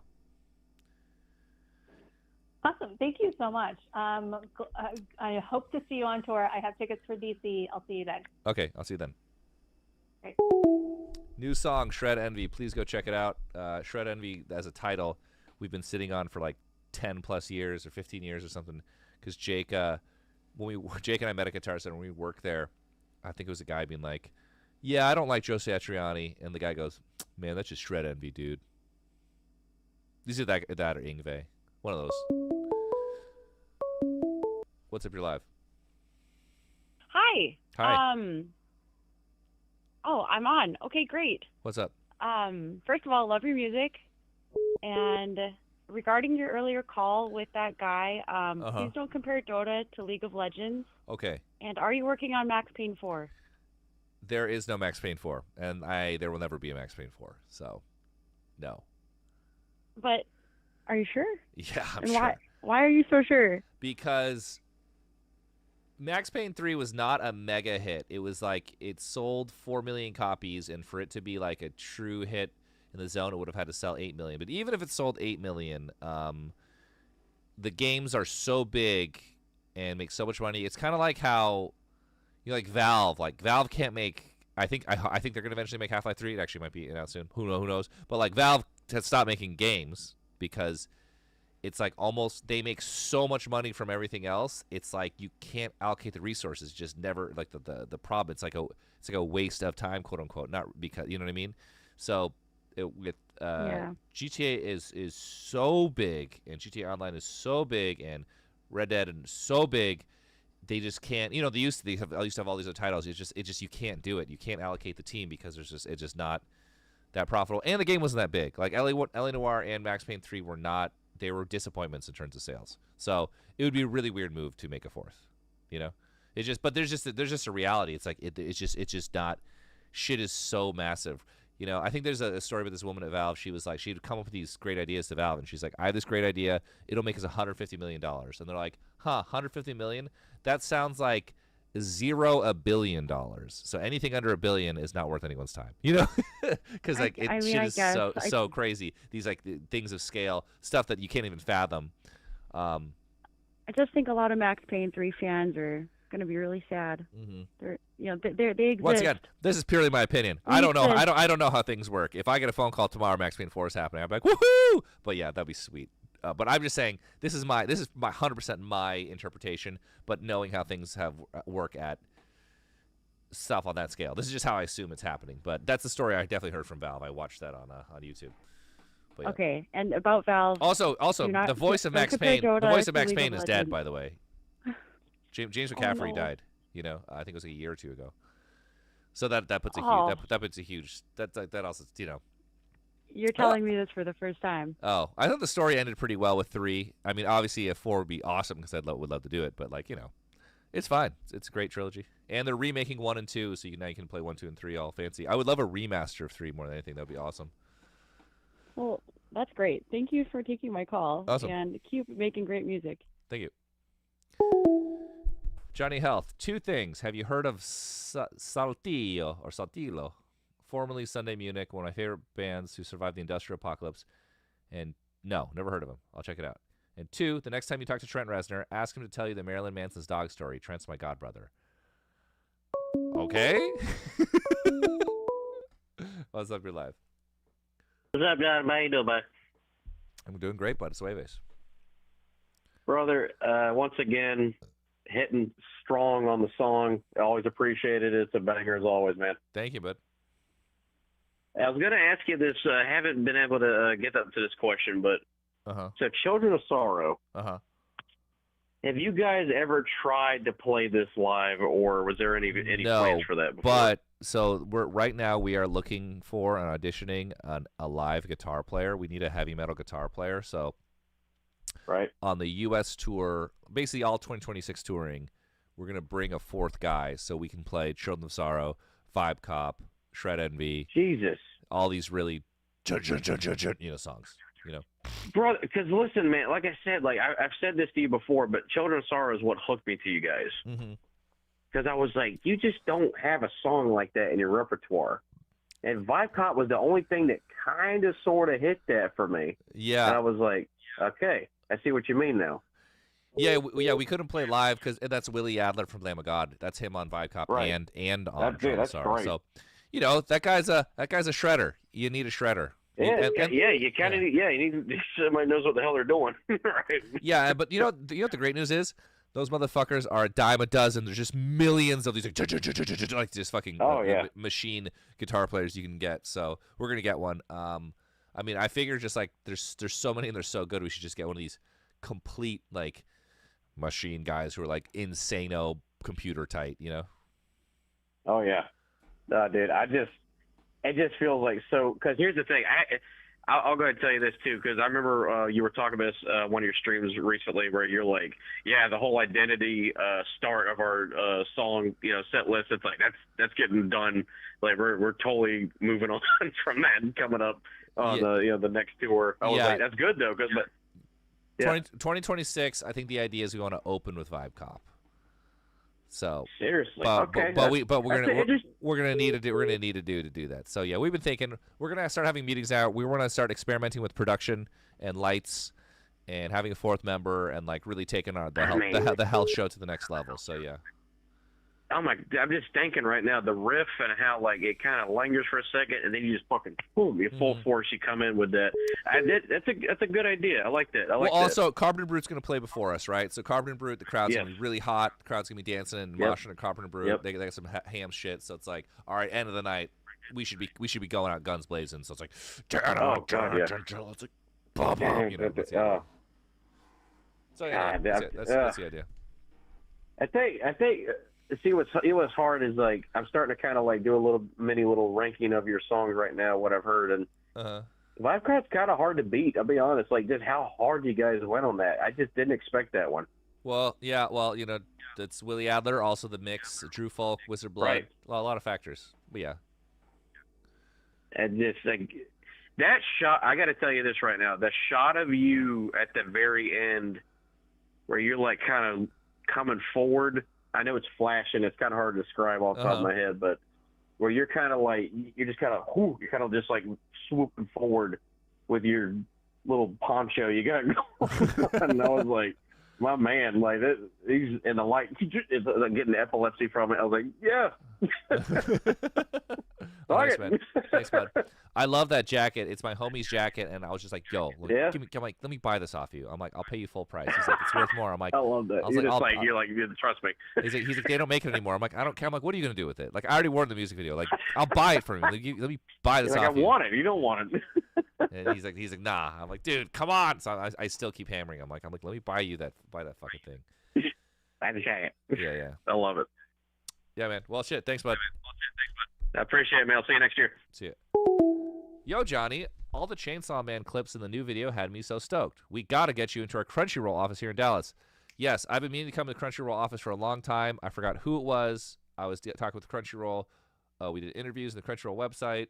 We even premiered Children of Sorrow on Crunchyroll. That was kind of weird because people didn't understand what the fuck's going on. But yeah, I got to come by Crunchyroll sometime. I'm a Crunchyroll user. What's up? You're live. Yo, what's up, Johnny? Hello. What's good? Yo, so I did see you're gonna head out to the South America tour. Yep, and so we're leaving right before Thanksgiving, and then the album's gonna come out while we're on tour. You know? Oh shit, nice. That's crazy. So this is the last Jueves until the album comes out. So this is a big Jueves, nice. Very big Jueves. Gotcha. Very, very epic. Any plans? Because I do know, because I am Colombian, by the way, so I'm actually kind of curious. You got any plans doing anything over there in Colombia? Got any plans? Yeah, I mean, besides the whole tour thing. I mean, I don't know. I mean, I really love Colombia. I want to eat. You ever been there before? Yeah, we played a Vice party in Bogota. Oh shit, nice. We were a lot younger then, but yeah, I raged. It was so much fun. It was so fun. Must have been crazy. Honestly, Medellin is where it's at, because I mean, Bogota. I know. We're not going there. I do want to go there someday, but yeah. It is a little bit better. I mean, that's kind of the whole like New York of Colombia. Well, it's also like it's like the funny. I was like, oh, is it dangerous? All the drug dealers like, no, it's the nicest place. Where do you think the drug dealers want to live? You want to live in the nicest place. It's like it's by far the best. Yeah. Honestly, yeah. Honestly, just don't go past 1 a.m. It's basically just a dark RP. I'm not going anywhere without the fucking guide or our TM.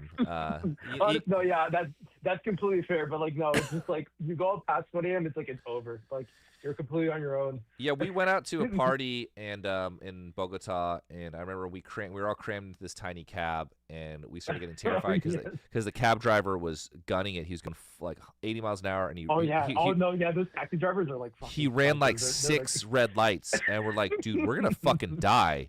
And he saw us, and we were all fucked up, and so like he looked all nervous, so he put on "Celebrate Good Times, Come on" on the stereo, and we're like, what the fuck is going on? And we had someone local with us.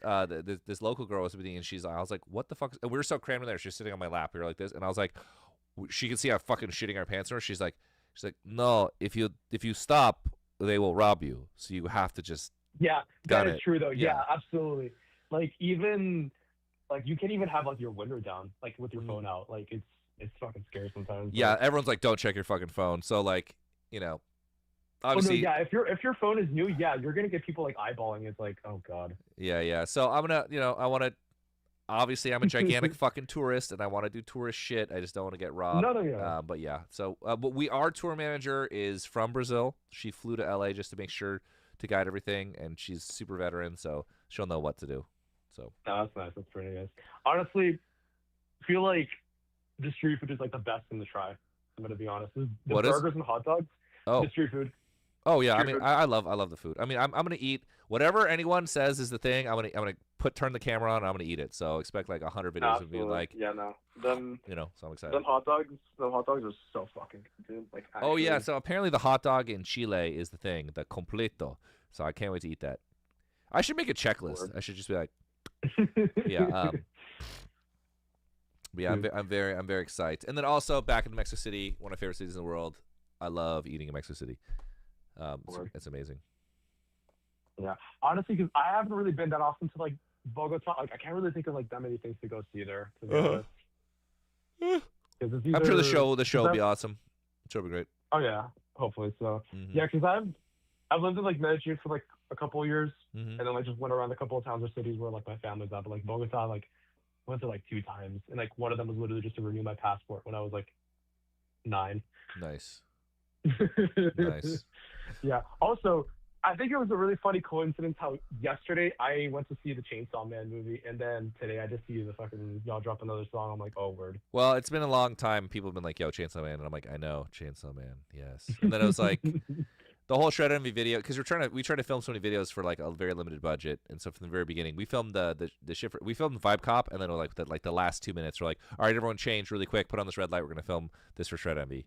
And it was like the only 2 takes, and then it was like, all right, we'll figure it out later. And then originally it was supposed to be Uma Musume in the background, and Joe's like, dude, he's like Uma Musume is out. The meme potential has died. And then last minute we're like, what the fuck do we put back there? What do we put back there? And it's like, Chainsaw Man's in the movie theater. It's like, dude, I love Chainsaw Man. It's like, this is Chainsaw Man. So honestly, yeah. Yep. That's fucking nice. Very, very epic. Muy épico. Muy épico. All right, well, shit, man. I can't wait to go down there. I can't. No, yeah, I hope you have a good time. I mean, shit.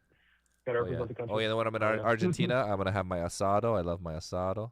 Ooh, yes. Do you have more info about the vinyl pre-order CDMX? No, I do not. I don't know how it works. But we're going to be at Sacrifice in Mexico City. Oh, if you're in Mexico City, come to the after party. Don't worry. You don't miss Pierce Seville's set. After Pierce Seville's set, you just walk over to the after party. It's like 3 blocks away. It takes a ticket, though. I'm going to be DJing at midnight probably. And then Roman's going to DJ and Picture Plane's going to DJ. And I think the day before in Mexico City, Sacrifice, we're going to go to the store and we can sign everything. And they have a special health T-shirt they made that you can buy in Mexico. So anyway. That's fun. Yeah. Well, anyway. Awesome, man. Thanks for calling, bud. Well, you have a good night, man. Take care. I'll see you. Later. You should pretend to get fat and then lose all the weight very suddenly. No. I did love that. That really killed me. What was that guy? Nico Avocado. He's like, I've always been 2 steps ahead. It's like, you're 2 steps ahead that you thought you were fat? Like what the fuck? It's like, he's like a Bond villain. I did make the mistake of someone sent me pictures from Nico Avocado's OnlyFans. And I was like, Anyway, this is my fault for asking. I was like, for real? Anyway, curiosity killed the cat. What's up your life? Do you realize something? If the health department of Greene County sees those videos that you put on the damn internet, they could condemn our house and we'd have to move out of it? Sure, bud. What's up, man? Hey, been a while. How you doing? It's Jueves. Hey, what's up? I was I was quoting a fucking Chris Chan video of all things. I'm not kidding. Okay. The one where he argues with his dad over the video he posted on the internet about his house, and his dad is like, if you don't get that shit off the internet, they're gonna condemn our house and we have to get out of here. And Chris is like, I'm working on it. I don't know this reference, but I feel you. Yeah, it's fine. Anyway, I just wanted to say sorry for not listening to Shred Envy. I've been listening to the Stone Roses album because that's better. Hey, no, rest in peace. Also, man, it's a legendary album. It's great. I've been listening to it all day. Yeah, man. Yeah, I know their self-titled album is like back-to-back, almost perfection in every way. So many classics on it. I know. She Bangs the Drums. I Want to Be Adored. Fool's Gold. You name it, man. It's such a bop. I'm gonna get canceled by Chad probably, but I think Stone Roses is like 10 times better than fucking Oasis. Me too. I'm a Stone Roses guy. I love Stone Roses. I'm not really a big Oasis fan. I gotta be honest. Yeah, they were kind of hit or miss for me. Like, I get that they were big in the 90s. I can see why, but in general, they just kind of felt one of the biggest bands of all time, but just not. I mean, here's the comedy. It's like, everyone's got these shows. Like, I saw them when I was very young. I saw them at Coachella, and I left during their set. I was just like, fuck this. So I didn't Seriously? care. Yeah, I didn't give a shit. I was just like, yeah, whatever. This is fucking whack. Like, let's go. Oh fuck! I used to be able to play Wonderwall. I can play it for you right in the guitar. I totally forgot how to play it. I know it's simple, but I completely forgot. I used to play Wonderwall because I wanted to know it for the joke. I wanted to be like, go anywhere, here's Wonderwall. So I took the time to learn it. It's not very difficult, but obviously it's a great song, great songwriters, of course, blah blah, blah. Great songwriters. But still, it's just like just not my thing. Yeah. I know what you mean. I don't know. I can see the appeal of Oasis, but to me they always just sounded like fucking It's like the Beatles. It shows you how Yeah, much. exactly, It shows you the how much we Beatles. love the Beatles. We love the Beatles so much that the second, what's that called? Basically a Beatles again in the '90s is the second biggest band of all time in England. Like that's how much we love the Beatles. And and Don't Look Back in Anger is a really great song. It's just like a Beatles song. It's really good. Don't Look Back in Anger. Yeah, that's a great song. Brilliant song. But yeah, it's just not for me. There's not. I'm not into that much music that doesn't have a lot of dog, especially rock music. I like having some dog. I like having some rock. Something.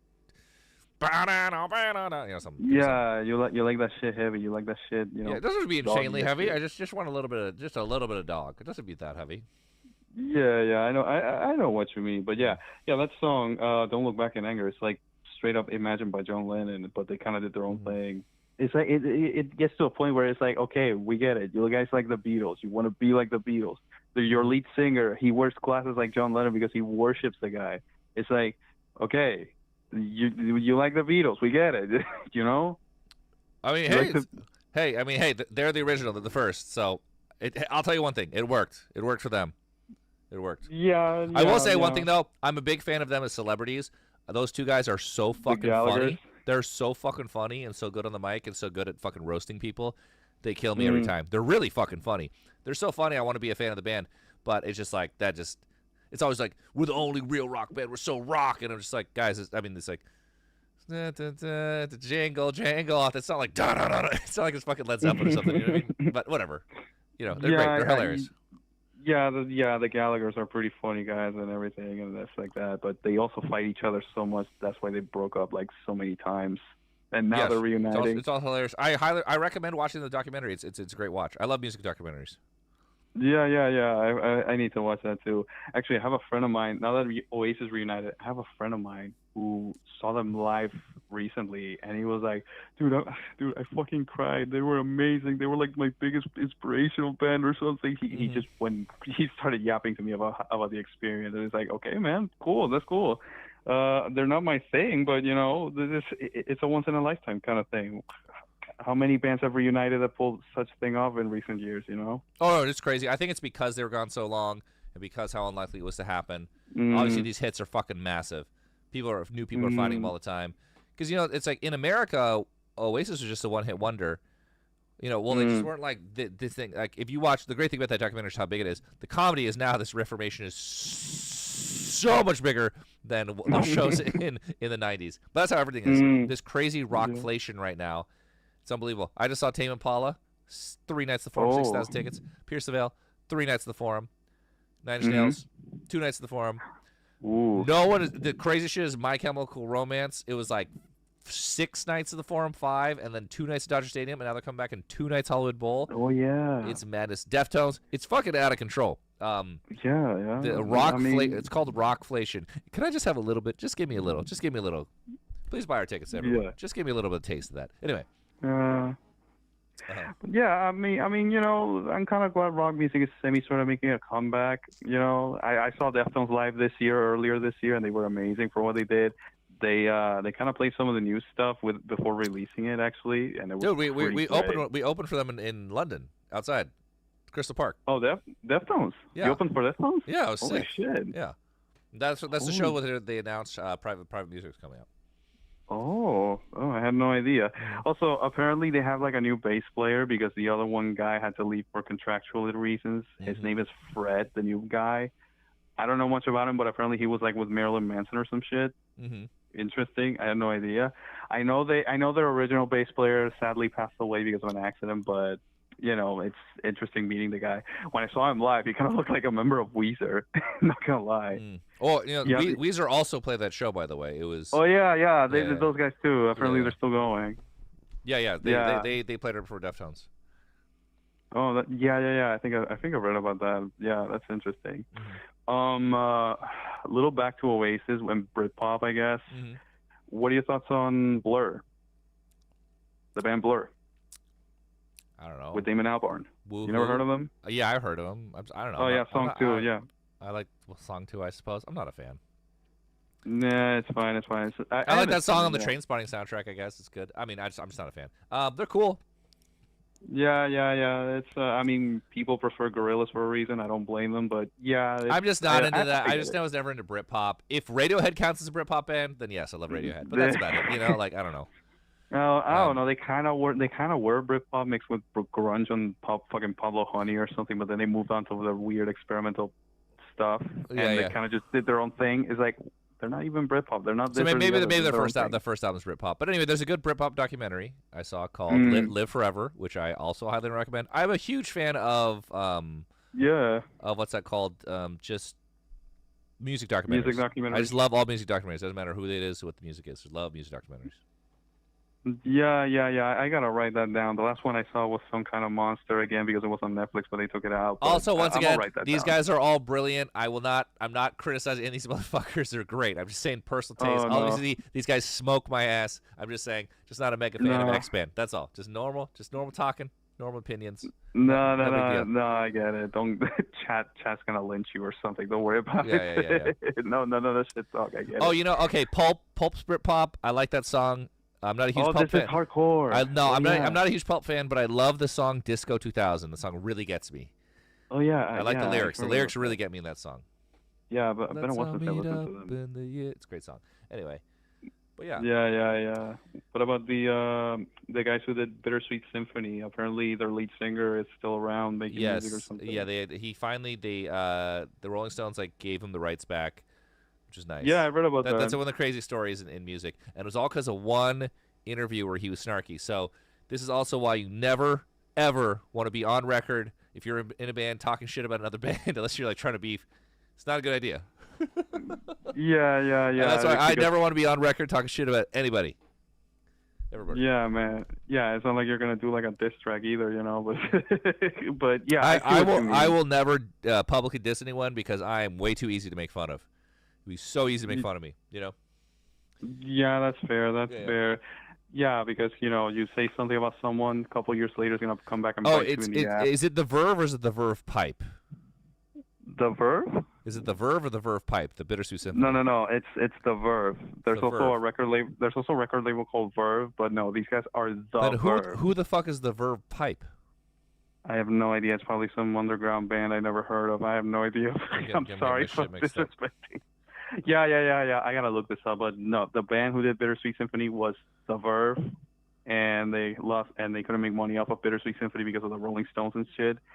It wasn't until their former manager died that they could finally make a profit off of that song. Yeah, it's crazy. So because I went really deep into that story. It's one of those famous rock and roll stories. But the sample is not even from the Rolling Stones album.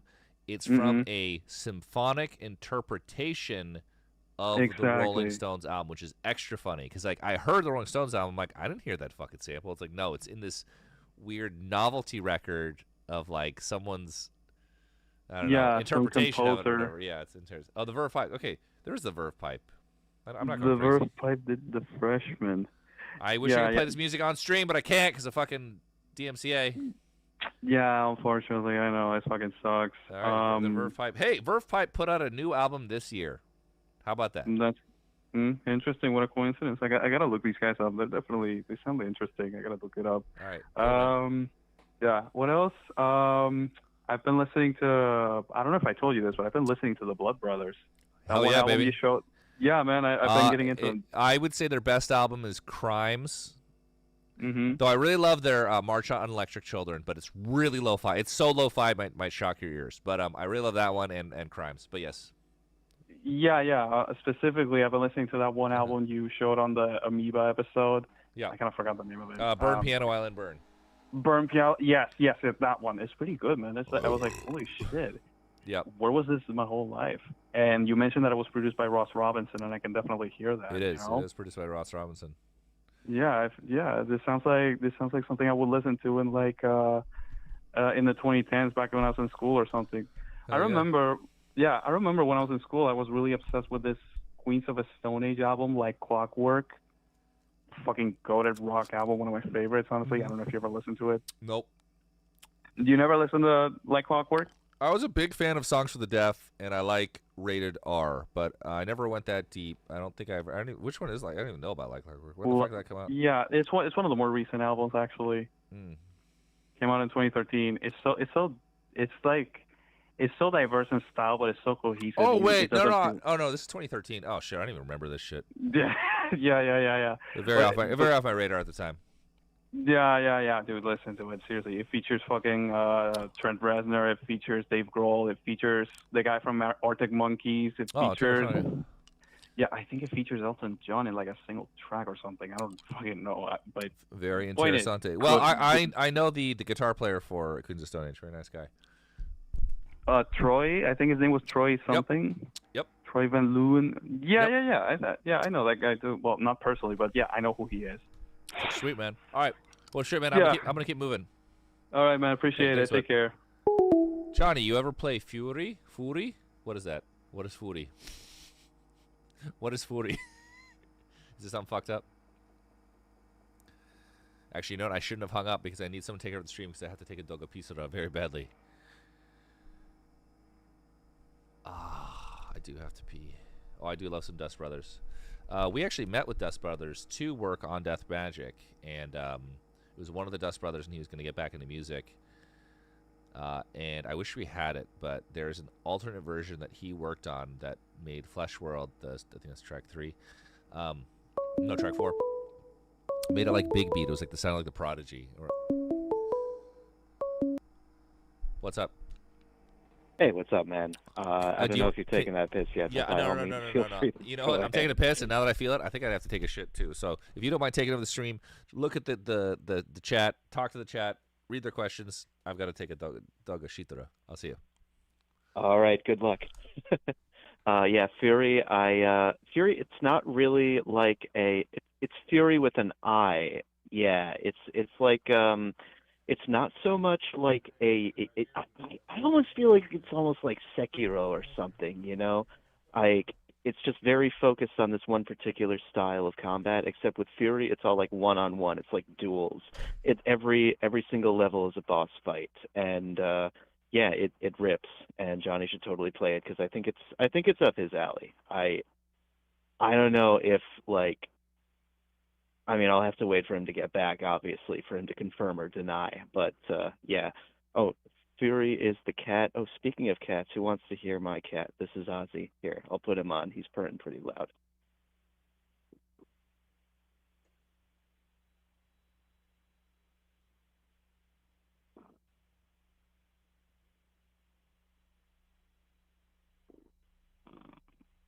I don't know if the purrs came through, but yeah, I just put Ozzy on. He's a little tuxedo. He's curled up on my lap right now. I love this little dude.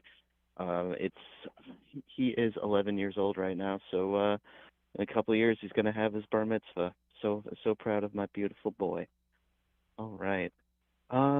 Yeah, it's let's see. Corey from Witcher is pretty cool. I do not know what Wait, shit. It's been a while since I played any of the Witcher games. I've only ever played 3, but it was rad. I'm see. Do any of you make your own guitar pedals, etc.? I can't answer that question. The only band I know of that makes their own guitar pedals is this one band from Brooklyn called A Place to Bury Strangers. They play like really noisy aggro shoegaze. And their guitarist builds a whole bunch of different pedals. He's let me think. Shit. He's built pedals for Trent Reznor and The Edge from U2 and probably a bunch of other people as well. They work out of this one space in Brooklyn called Death by Audio. It's like it was a performance space back when I lived in Brooklyn like 15 years ago, and also the pedal factory for making all those cool guitar pedals. So yeah, mad good. But yeah, it's been a while since I played Witcher 3, but that game was so good. I just sunk so many hours into that, just riding the horse around and meeting all these wacky fantasy characters, and I liked how did like a more grim, like traditional old school fairy tale kind of take on all of the fantasy tropes, where it's like, oh God, let me think. It's like, Hansel and Gretel, they go to the witch's house and the witch tries to eat them, right? But you don't really, when you hear that as a kid, you don't really take in how horrifying that is to like be a child cannibal. And Witcher 3 is one of those games that shows you how horrible it is to like send children to their deaths. Just fun shit like that. Anyway, yeah, 120 hours. I think I got up to like 200. It was really good. I will definitely tell Ozzy I love him. Only artist I listen to who makes their own gear is Author and Punisher. Oh, Author and Punisher is so sick. Yeah, just this guy made this whole custom rig, like almost like a saw trap around himself with like I think microscope or medical equipment or something, and just turned it all into like just crazy industrial synthesizer stuff. Really fun live show too, just to see him pull it off. Yeah, I'm gonna put the cat back on. Hold on.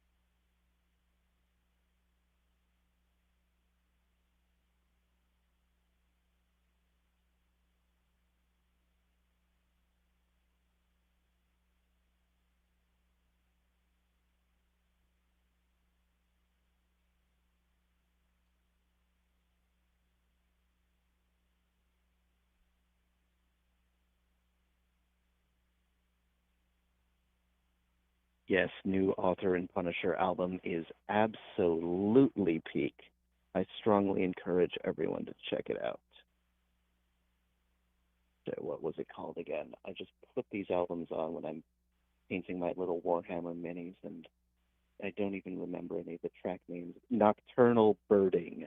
Everyone should check it out. Nocturnal Birding by Author and Punisher. It goes hard as fuck. Yeah, that I don't know what he ate, but yeah, sometimes you got to take those cataclysmic shits. And I always try to take them on the clock so that I'm at least getting paid for the trouble. But you know,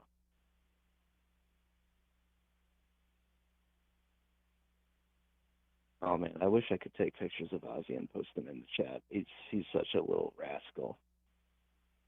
What are some fun Ozzy stories? Let me think. Oh God. Okay, I got him off the street when I was living in Brooklyn, and one time it snowed like a foot and a half. Like we open our door. We lived on like a basement, like a garden apartment, ground level, and you open the door and it was just like a foot and a half of snow right there. And Ozzy was always curious about the outside. He was always trying to just get out and bolt and just explore. And so we opened the door to like scope out the aftermath of the blizzard. And he looks up at this just big white just plane right in front of us. He's like, "Oh my God, it's all clear. I can just run out there." So he jumps like 2 feet up in the air, lands on the snow, thinking he's just gonna like scooch off into the distance, but he just lands into the snow just and immediately hops back in and makes like the most just that thing that cats do where they're just so disappointed they just a really contemptuous sneeze sounding thing, and that's what he was doing for like a solid like 5 seconds, just shaking himself off. And if there's one thing that cats hate, it's embarrassing themselves.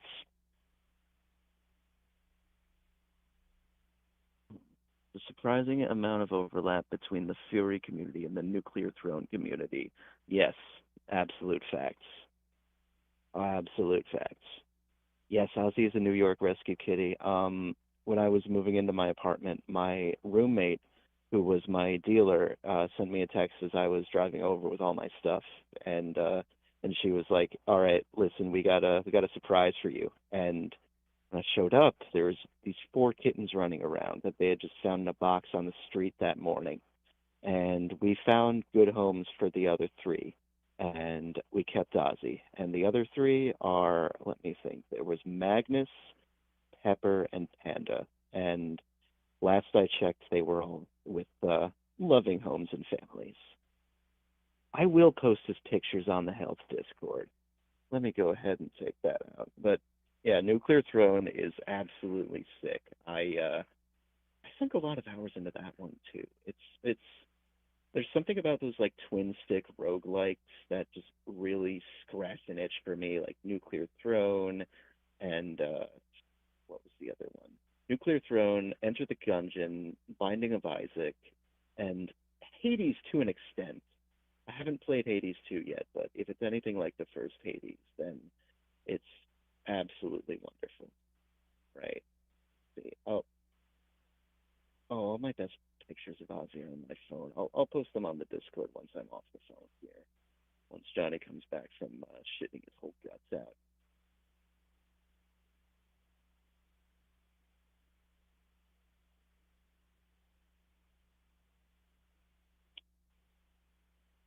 I think Carpenter Brut made some songs for Fury. They did.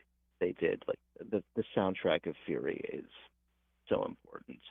And the new AFI album is amazing. I'm not an AFI fan, or I wasn't an AFI fan, I should say. Like, I don't know, I missed the boat on a lot of that, like, 2000s emo stuff. But the new AFI is really cool. They're just really trying hard to be Sisters of Mercy, and I fucking love Sisters of Mercy. So it's perfect. My rescue kitty just got through some intense surgery, but she's pulling through. I'm so glad to hear that. We want to keep our little friends around for as long as possible.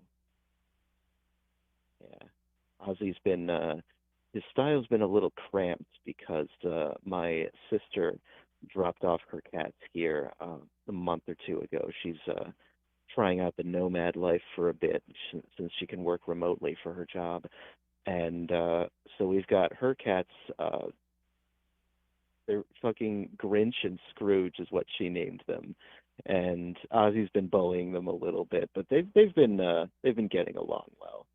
Yeah, and Grinch and Scrooge are both 2-year-old brothers, and they're ridiculous. Grinch is this little slinky white guy who will be absolutely terrified of you until he decides that he loves you, and he absolutely loves you. And then Scrooge is this fat tabby who just loves cuddling. And oh, welcome back.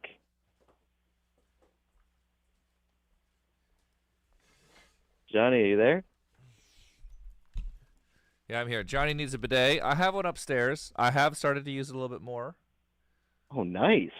You know, it's in fancy life. It's Interessante. You know, it's nice to power wash simulator your asshole. But yeah. Hell yeah. All right, I was just telling everyone in the chat about my cats. Nice. I wish I could bring my cats in here. It's raining. Also, they don't want. They'd be running around all crazy. They don't chill. So. Yeah.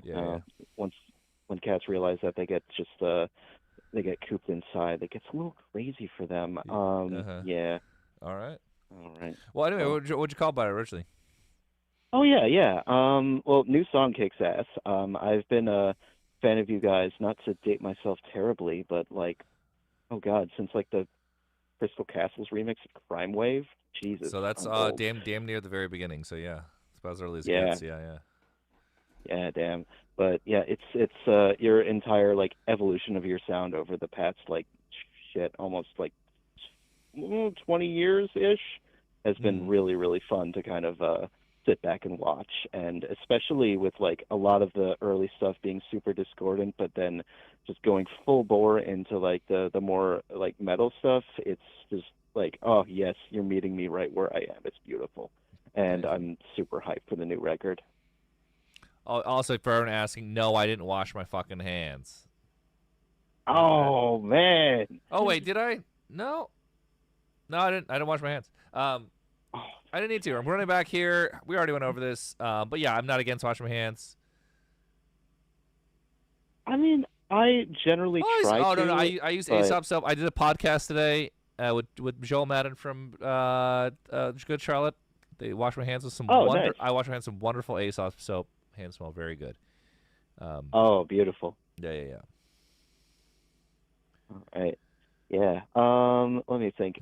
Right. You were some of the earlier callers were talking about different equipment that you use and stuff, and I noticed in a lot of your early performances you use this. If I go to your house, I'm gonna wash my hands before I eat. Okay, I'm not. I don't touch anyone with dirty hands. Don't get it twisted. I trust you on that. All right, okay. Anyway, yeah. Don't be afraid to shake my hand. It's not dirty.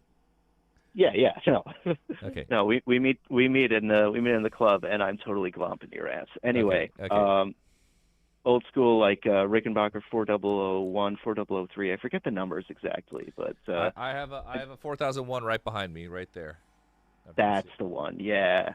But 4001 and 4003 look identical. I have a 4003 in Europe somewhere, and I have two more. No. I have another 4001 at our practice space. Yeah. Nice. Yeah. All right. Yeah. What are you using these days, like on tour? Fender, all Fender.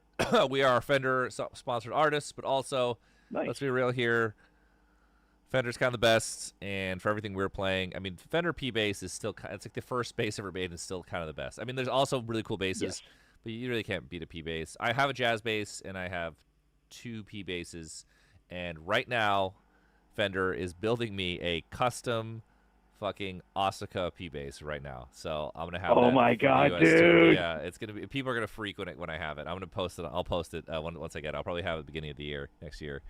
But people are gonna lose it when they see my Asuka bass. So yeah. Oh yeah, no, I definitely will. Yeah. Yeah, let me think. I've got a P bass as well, and I have an Epiphone EB0, but that's okay. We're very much the grab the EB0. The EB0 is cool. It's short scale though, and it's too like that. Gibson Ripper is really cool looking. That's rad, and Thunderbird's kind of cool. I don't know. It's just like really hard. It's really hard to beat the Fender, but yeah. Yeah, I mean we're a Fender family through and through. Like my dad plays. My dad has a few hollow bodies, and I think he might have an ES335. But he's been a Telecaster guy pretty much ever since he picked the guitar back up during his midlife crisis when I was a kid. Yes, common story. Yeah, maybe I'll start a band or something once I get to be 45. That'll be funny. Hard. It's not really recommended, but. You do. Yeah. Starting a band now requires so much social media insanity. The thought of being it's fucking bananas right now. Like people are starting a band now. You'd be like, hey, check it out. All this shenanigans you do. But yeah. Yeah, no, fuck it. I'll record something with my pals. We'll just put it out there, and if people listen to it, that's great. I actually hear that a lot. I'll have someone come up to me and they're like, yeah, man, I'm putting this album out.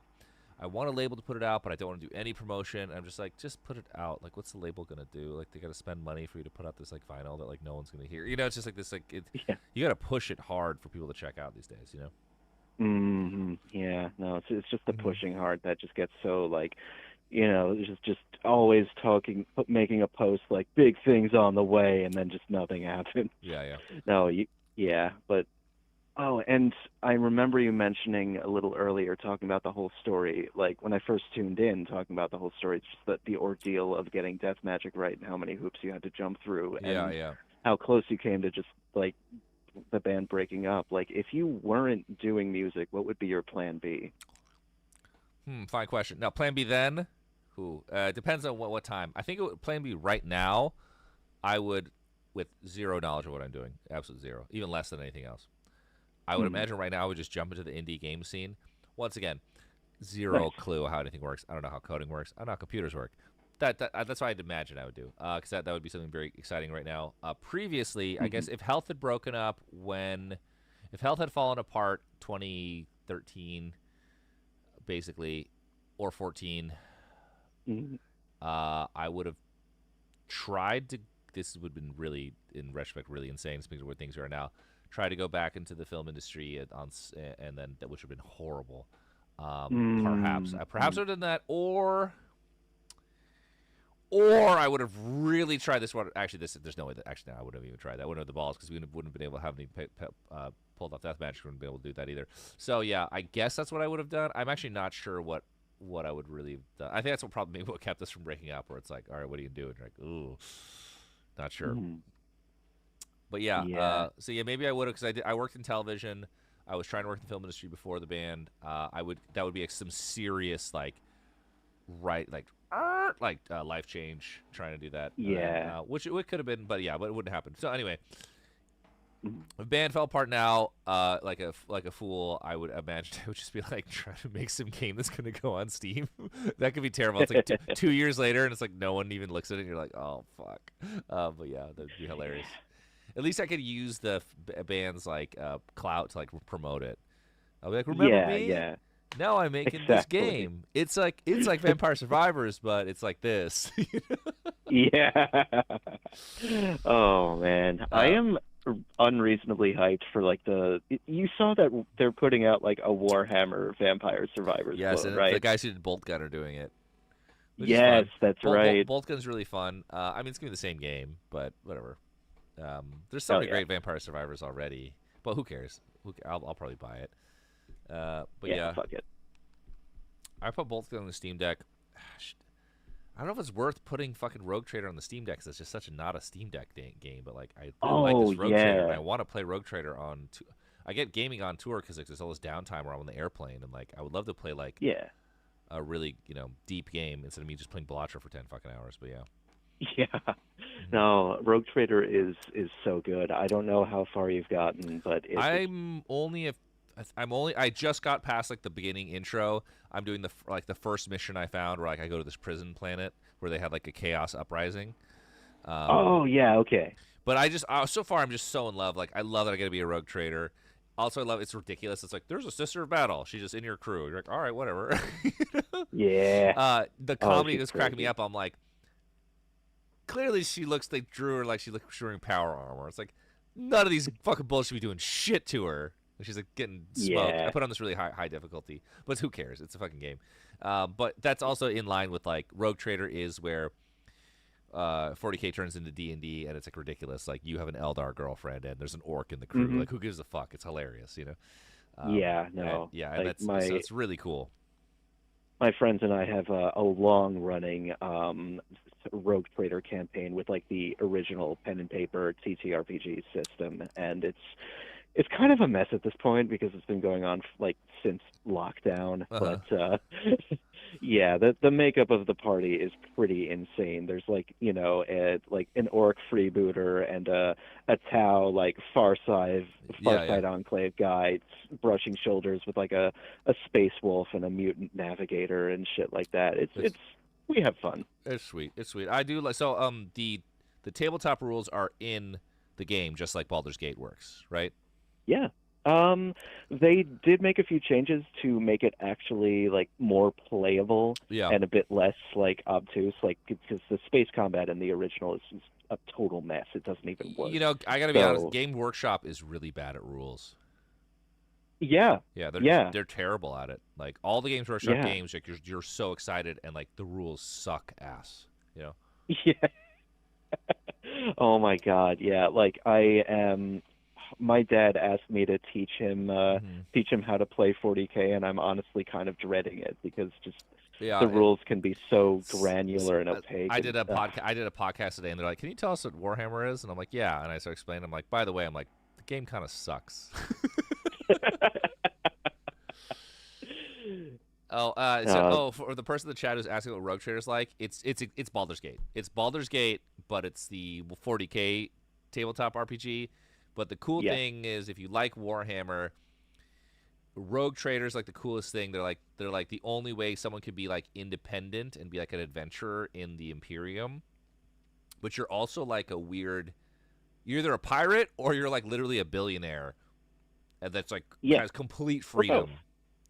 Unless an Inquisitor came after you, but like an Inquisitor, you kind of have like complete freedom to just travel the galaxy, and you're like, you're like part of the Imperium, but also you're just hanging out. Like, you know, you can do whatever the fuck you want. It's like back in like colonial times where you'd have like the Dutch East India Company or something that wasn't like affiliated with the government, but it was like, you know, it's representative, and then you had this like these crazy colonials just doing their own thing and exploiting people halfway around the world. Basically, and that kind of thing. You can fuck with planets, or you can just do D&D adventures, and like you have a spaceship, but you also have like a bunch of guardsmen. You know, like you have like a small like mini army. You know. Or it depends. Actually, it can be anything. You can just make a tiny ship. It can be anything. It's cool, but yeah, it's mad cool. It's very cool. And then also it's where they kind of bend the lore that like somehow you'd have an orc in your party, which makes no sense. But who cares? It's fun. Yeah. Who cares? Maybe the orc's a good guy once you get to know him. You know. That's the thing too. In like so George R. R. Martin, I think it's in the second Game of Thrones book, or Song of Ice and Fire. There's a part where Jaime Lannister just encounters a D&D party that makes no sense.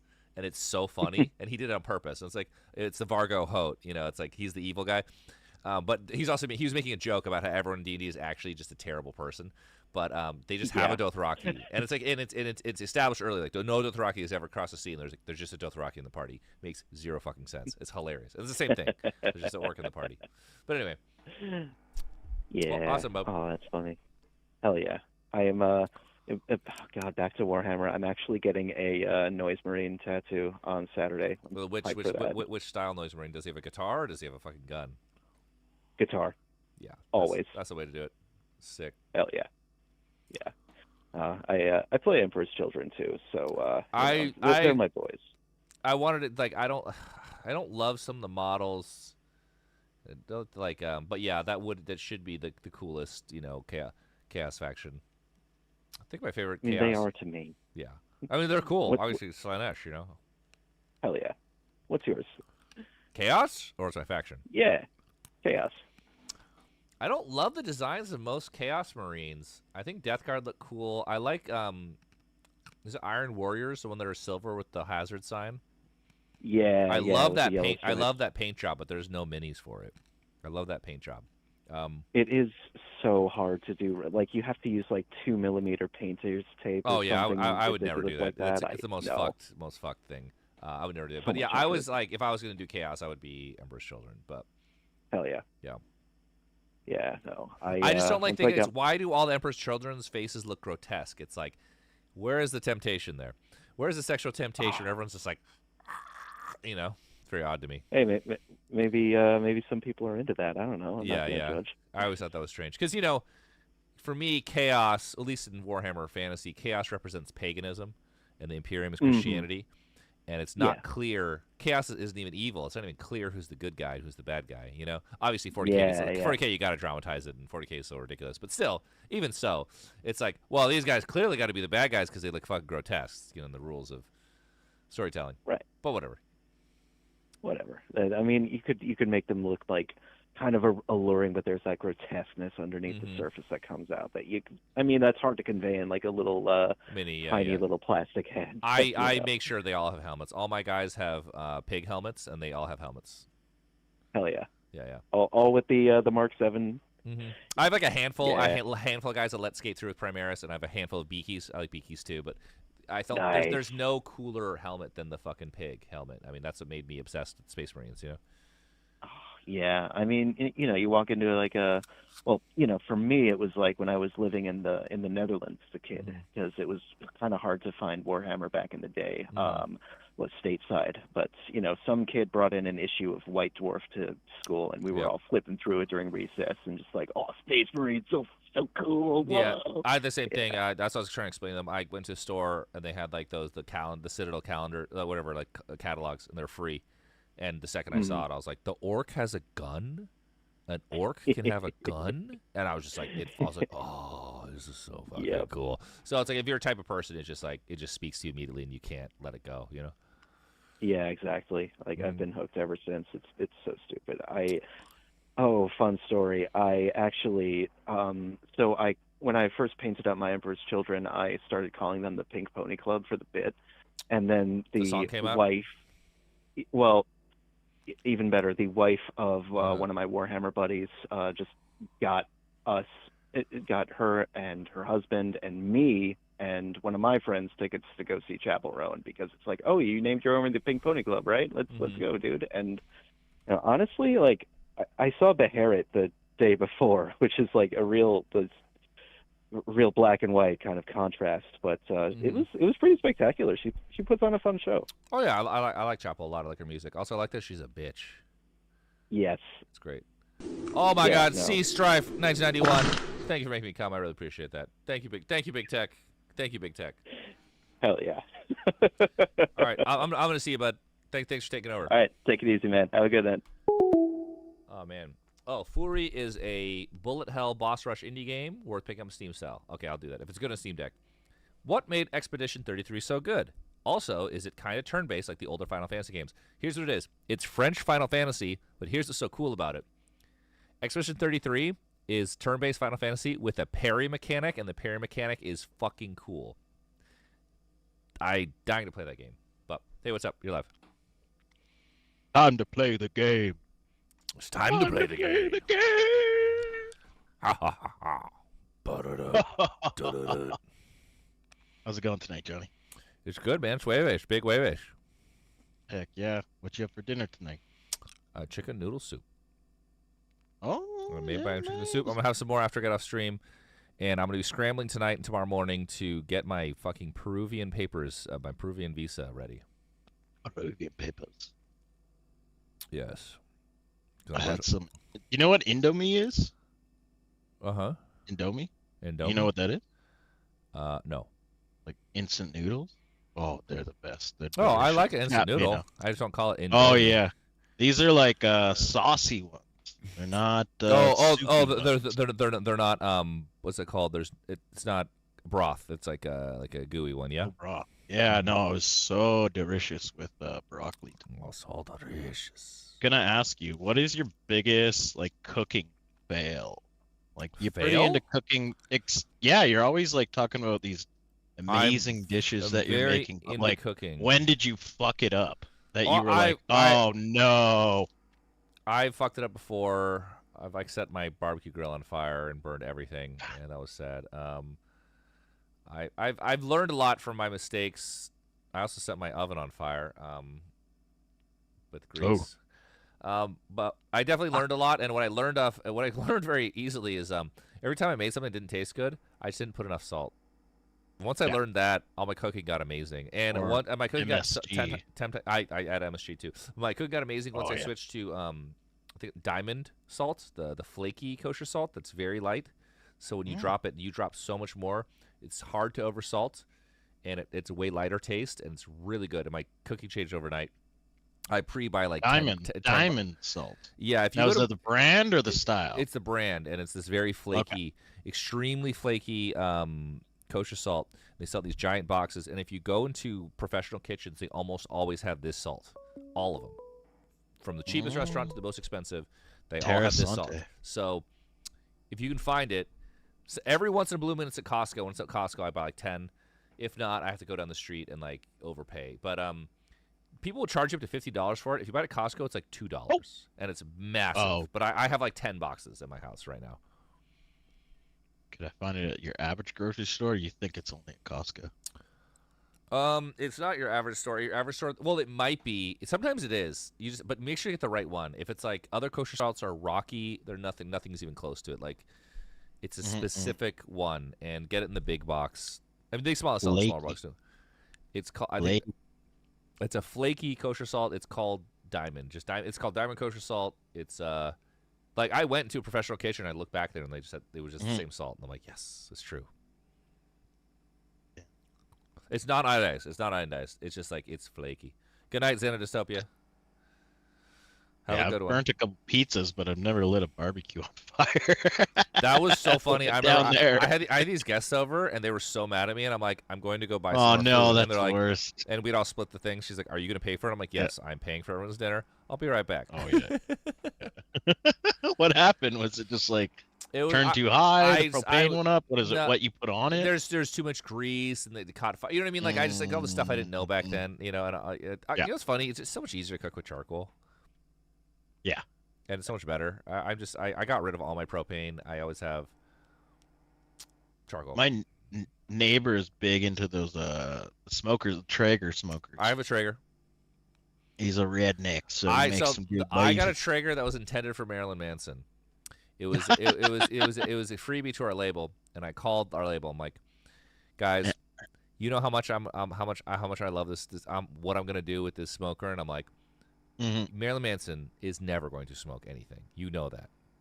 It's gonna be completely wasted with Marilyn Manson. It's like he's smoked some things in the past. Well, whatever. He ain't gonna be smoking no fucking brisket. I'm like, I will be smoking day and night, and they're like, you know what, John? You're right.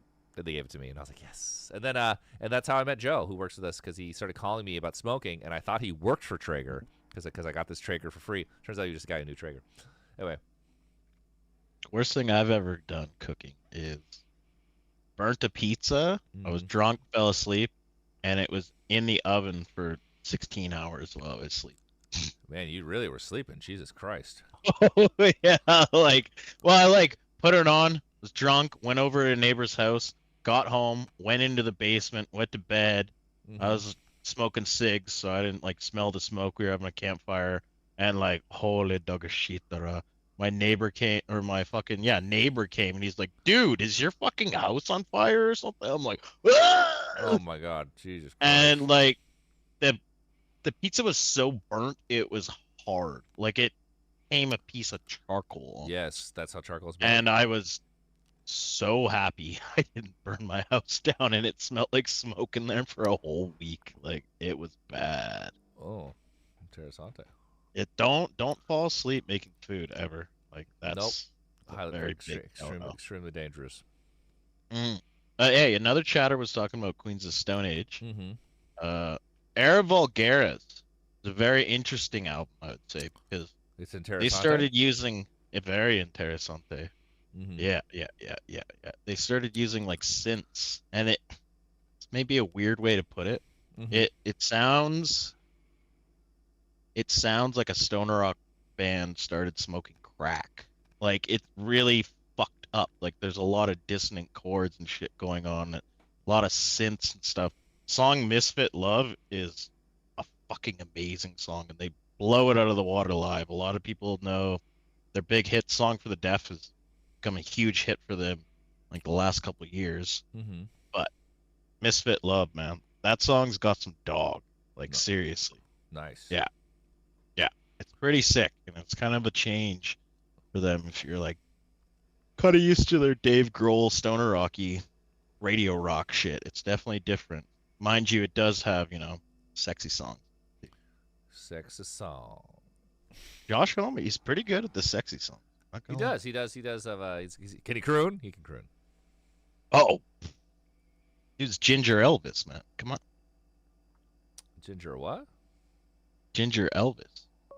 Ginger Elvis. Yeah, take Elvis, make him a ginger.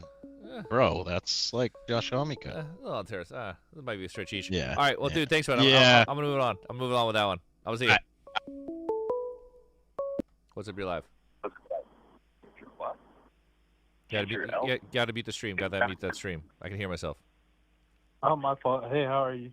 Great, Bob. I just wanted to say, have you ever tried Indian food? Or ask if you've ever tried Indian food or Pakistani food? Oh, I love Indian food. Love Pakistani food. Love it. Love it. I have a restaurant in Georgia. If you're ever in Atlanta, it's 45 minutes from Atlanta, and I'd love to have you. It's called 786 Kebab and Curry if you're ever down. Okay, sure. That sounds awesome to me. What's your favorite dish? I'll make sure I always got it for you. I love them all. I love all the curries. I like a mushroom curry. I love the dal makhani. I like it all. The best. Dal makhani is my daily eat. I really like getting Indian food when I'm in the UK.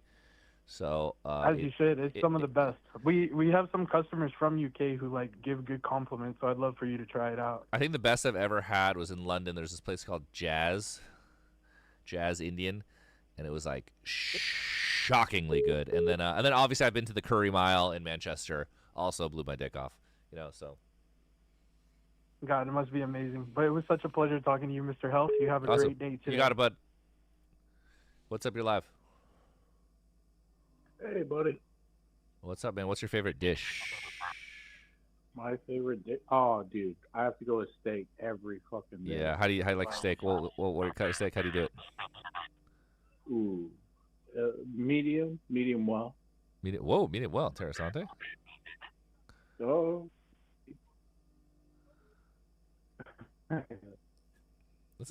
Buddy. Yeah, what's up? Johnny Hill. Yeah, this is him. This is the man. Actually get to talk to you. What's Good up? guy. What? How old are you? Me? I'm 41. Tons of fun. Bro, I thought we were closer in age. Like, well, we are. We are, yeah. I'm 37. Yeah. That's pretty close. At that point, it starts becoming all old. It doesn't matter. Yeah, you feel like you're old, but you're not really that old. Mm-hmm. I don't know about that one. But yeah, sure, whatever.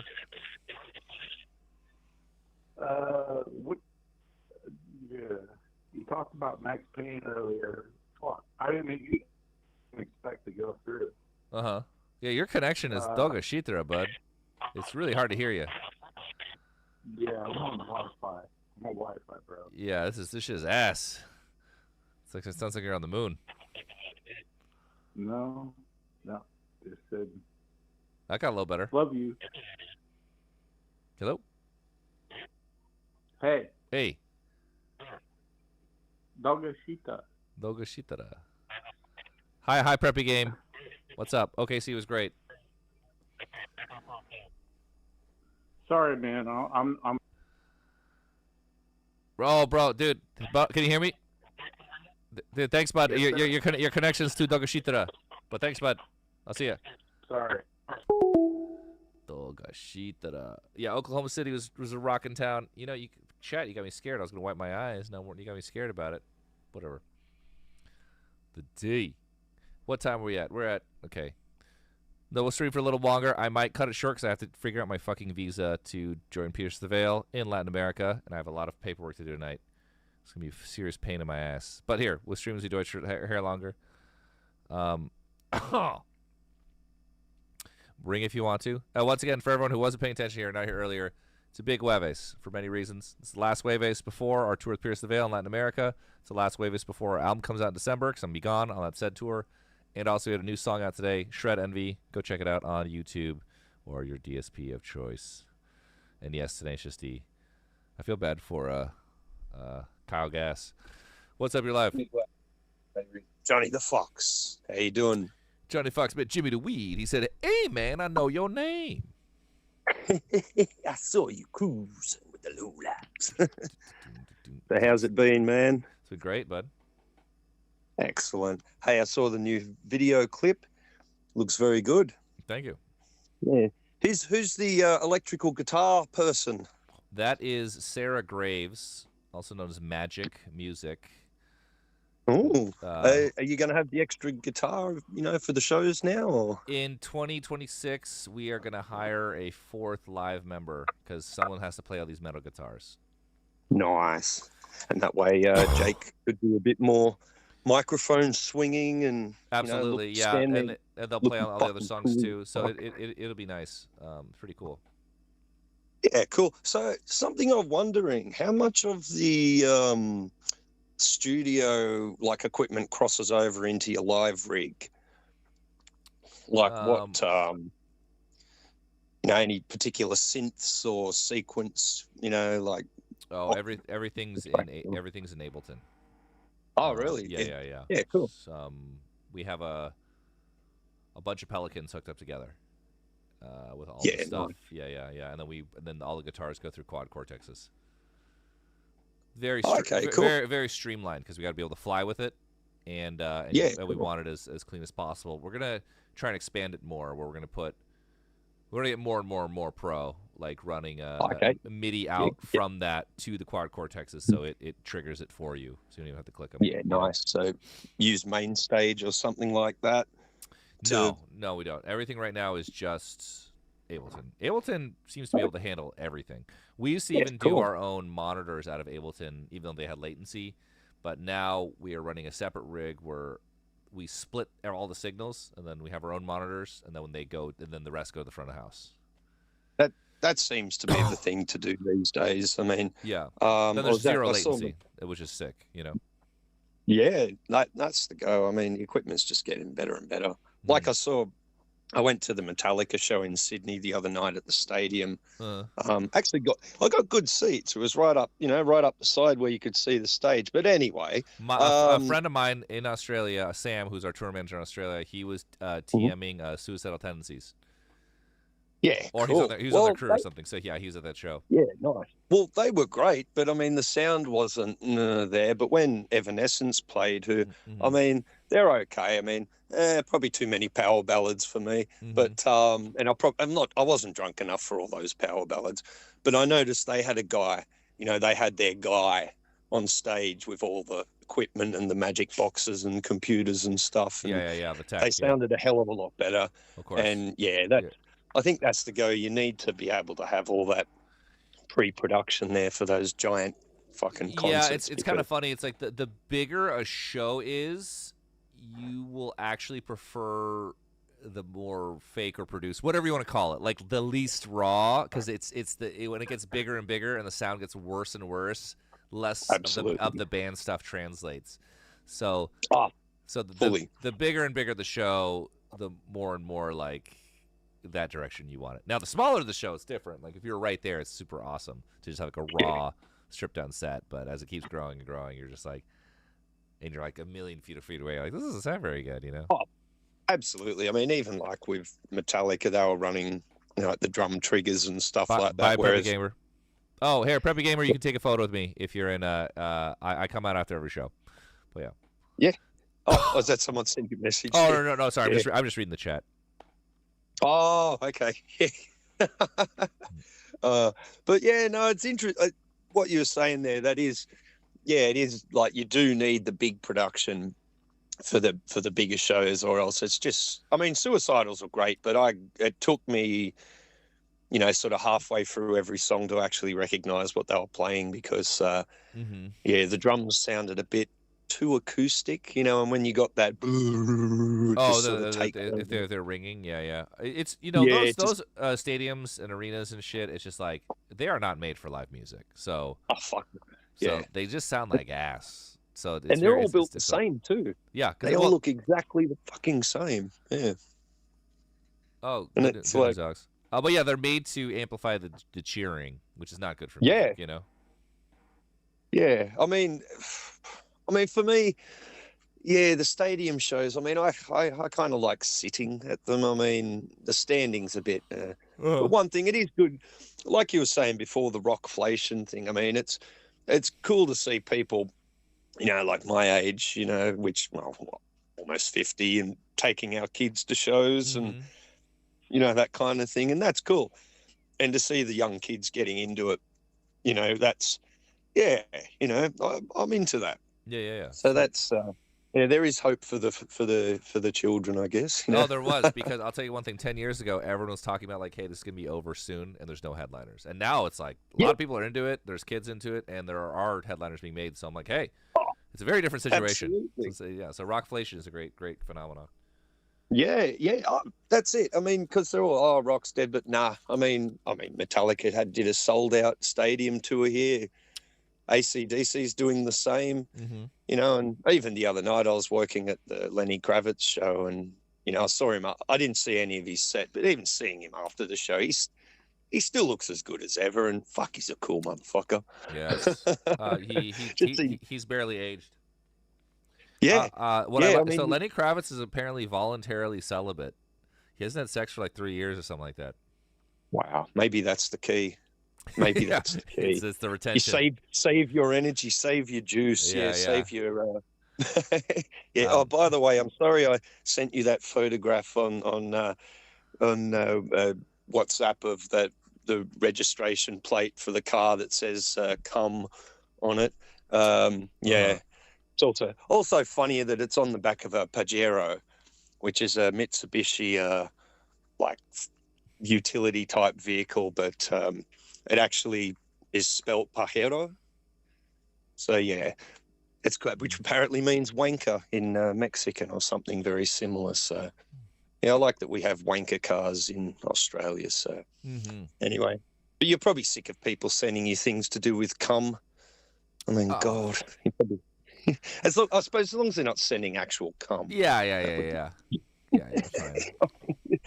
Yeah. Oh dear. Anyways, well, it's good to chat to you again as usual, Johnny. Mm-hmm. And yeah, thank you for answering my questions about your live rig. That was something I've been meaning to ask last couple of times. I called, but I just got, well, I was too baked, and I just started talking about some other shit. So yeah, jolly good, sir, and enjoy your Jueves, which I realise now is Jueves. So yes. All right. Thanks, bud. Cool. Take it easy, man. Bye. I'm texting my buddy because I just realized. So I had tickets to the Hideo Kojima, the Death Stranding 2 orchestra thing on Saturday. I just realized I'm not gonna be in town. I totally forgot. Gotta visit my folks. Gotta visit my mom.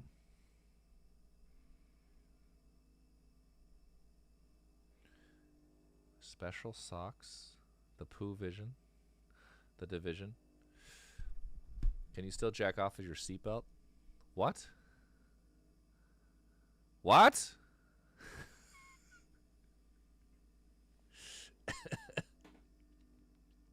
But yes, Rockflation. Please keep coming, Rockflation. Please, Rockflation, if I could just get a little taste, just a little taste of that Rockflation, I would love it. That'd be so nice. Sorry, there's two chats here. There's YouTube and Twitch, and whatever someone's talking about on Twitch is about jacking off in your seatbelt. I'm still not sure. Celibate. Oh, can you still jack off if you're celibate? You spelled this strange. Never mind. That makes more sense. I don't know. That's a fine question for Lenny Kravitz. Okay, let me ask. Does Lenny Kravitz jack off?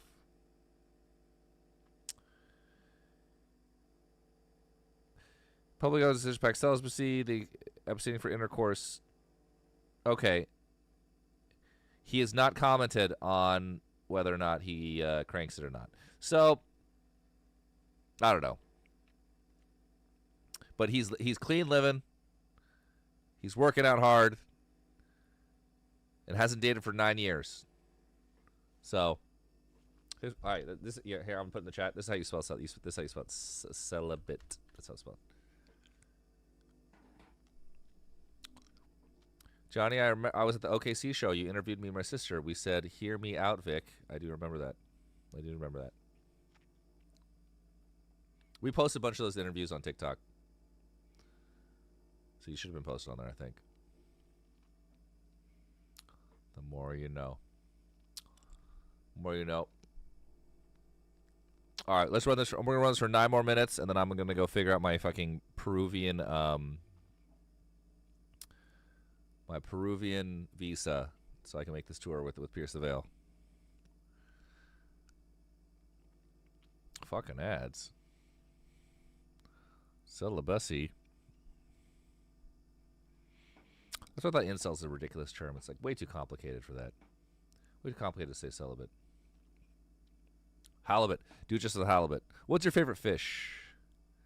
What's your favorite fish and what's your favorite dish? And is your favorite dish fish? Any chance for collab with Maury Calliope? Who is Maury Calliope? I'm going to go check that out. Maury Calliope.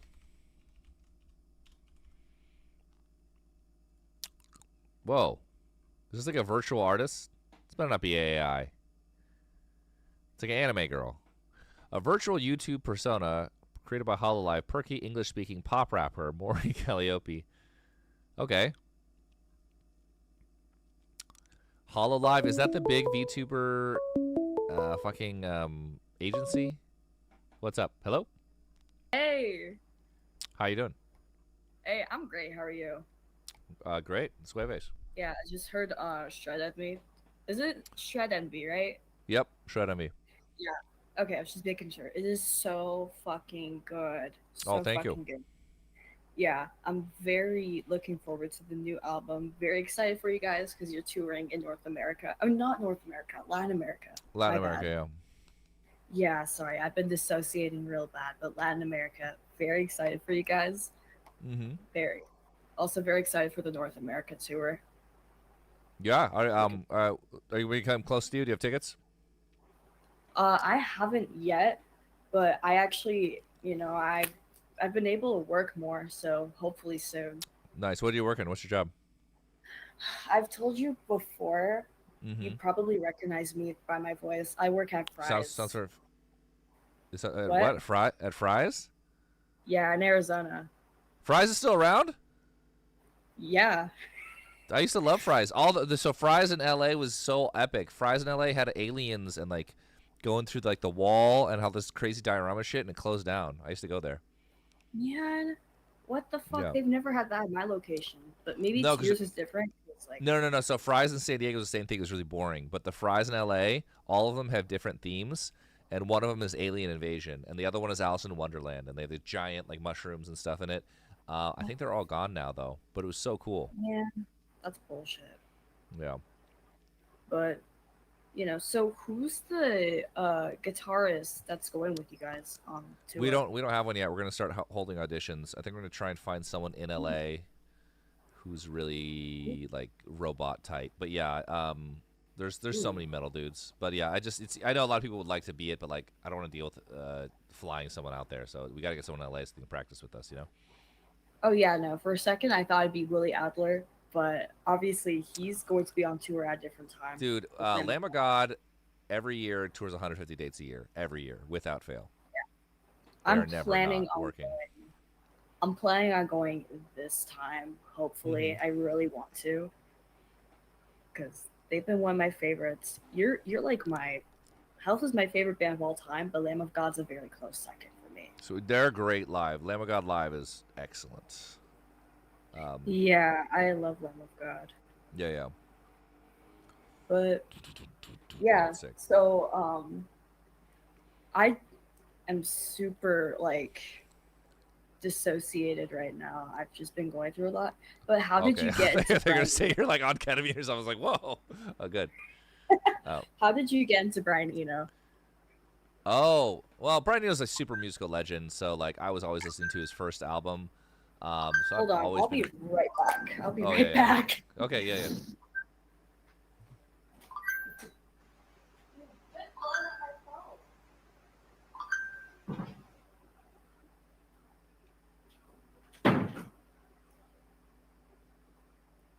I am so sorry. I had an emergency, but Oh no. Okay, you good? No emergency? no, yeah, I'm okay. Okay. Continue. Yeah. So I don't know. Brian Eno's told musical legend. I don't know when I exactly first, but so I was super into Brian Eno's first album, and then I got crazy obsessed with all the ambient albums. I really love Apollo and Ambient 2 and Dude, Brian so- Eno's a fucking genius. Absolutely. He's got one of the He's a coolest genius. careers in all of music. And also, he invented a genre. So, like, his goatedness is pretty unstoppable. And no one ever disagreed. Everyone's like, Brian is overrated. Everyone's like, oh, yeah, Brian Reed is the man. So, I really, really love some Brian Eno. Me too, dude. He's such a fucking genius. Dude, Another Green World, that album was very Oh, God, that was really good. Really good. such a great album. Such a great album. It's like 50 years old now. Yep. That came out in 1975. Okay, there we go.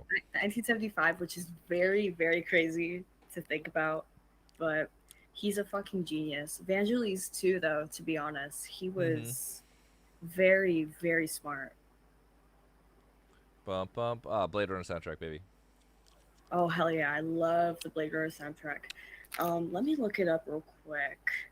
But it is a song that he's very known for. It's Le Petit something. Le Petit Filet de Lumiere. I've never gone that deep on Vangelis other than like the Vui soundtracks. Really? That's weird.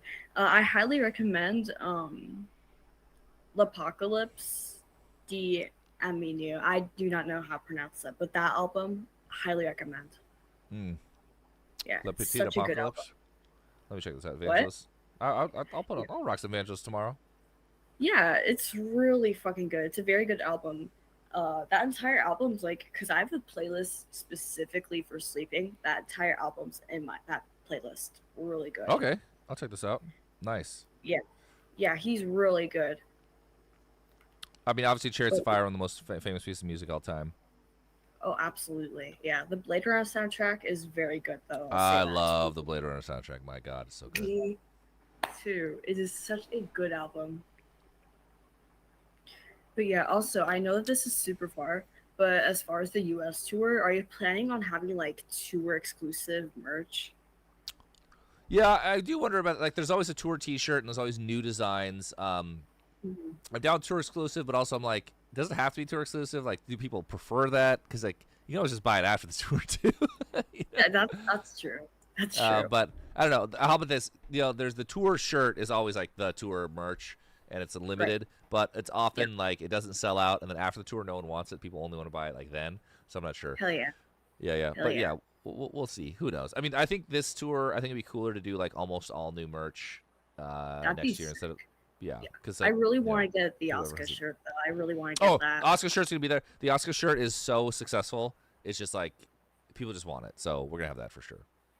Yeah, definitely more health Evangelion merch. Really good.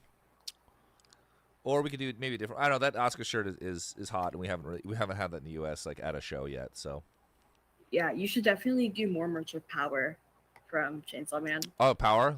Yeah, actually Yeah, could I guess. yeah. Everyone, it's so funny. I was talking to kids, like texting. They're like, "No, it's about Resi. It's Resi." I'm like, Oh. "Come on, Power? No one Speaking needs of Power." what did you think of the movie, by the way? Oh, it was really good. It was really good. I was just bummed Ooh. Power wasn't in it, but I get it. They were Yeah. just doing this one storyline. It kind Yeah. of reminded me of like when Next Friday came out. There's just like a scene where it's like, "Oh, well, Power has to go here for this weird reason. Bye," and then just Power just not in the movie, and I'm like, fuck." It's like a favorite character, but yeah. Yeah, no, like it was Power's- it was really good. It was good. Yeah, Power's a very beautiful woman. Well, Power. Here's the thing. Joke though. It's like Power she stinks. Yeah. She doesn't wipe her ass. Power's That's supposed to be kind is Power supposed to be gross? You Yeah. know, that's what I Like, find on the funny about outside, Power. she's- Because Power's not even a girl. Power is something insane. Just an evil demon. It's an evil demon in a girl's body. Yeah. You know, but Yeah. I just think it's hilarious. It's like people are lusting over Power. It's like, dude, if you were next to her, Exactly. she'd kick your ass and she would smell like shit. You know? Exactly. She literally Which is- smells which is like dog hilarious. shit there. Yeah, Dogashitara, She smells like dog shit there. which I found very amusing. Yeah. Are you doing interviews at every show on the US tour? We're gonna be just doing stuff, and we'll be doing shenanigans. I don't know. We're trying to think of funnier shit. I want to try and figure out like IRL streaming, so I could like strap on something and go talk to people when we live stream.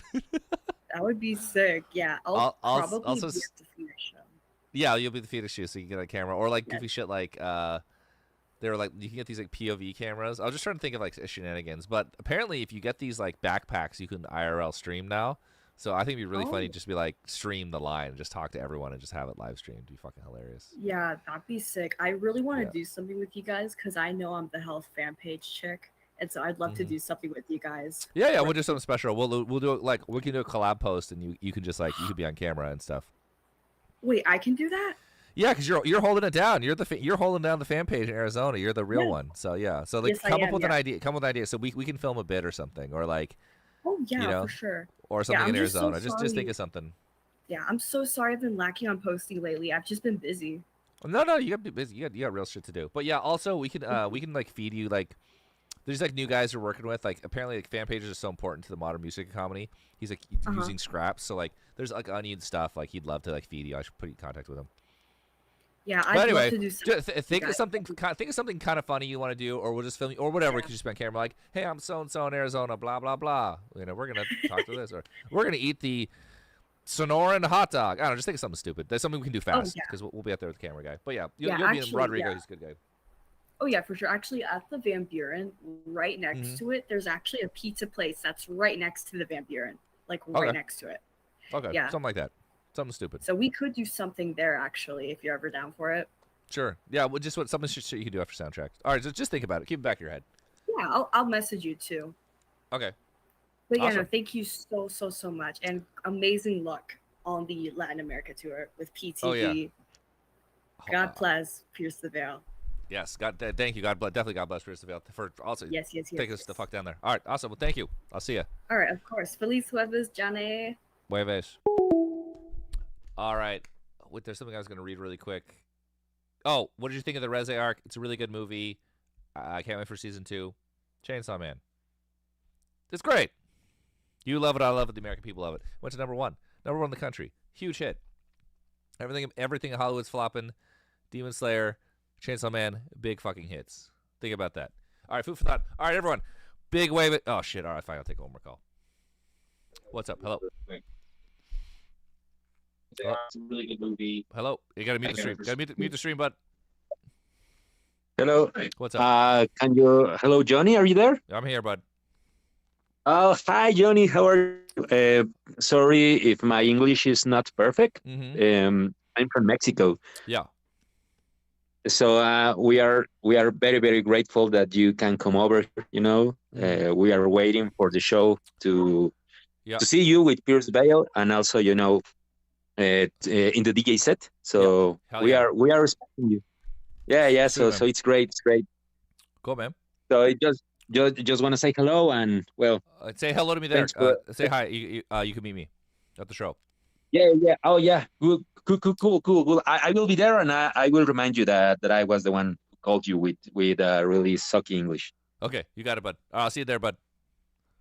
Okay. Goodbye, Johnny. Thank you. Can't wait to see everyone in Mexico, Chile, Colombia, Argentina, Peru. I think that's it. All right, everyone. I love you very much. This is the last big wave ace. This Conflict DLC is out December 11th. Pierce the Veil Tour Latin America begins in like 1 week. Get your tickets, and don't forget my after party where I'm DJing in Mexico City. I'll see you guys all there.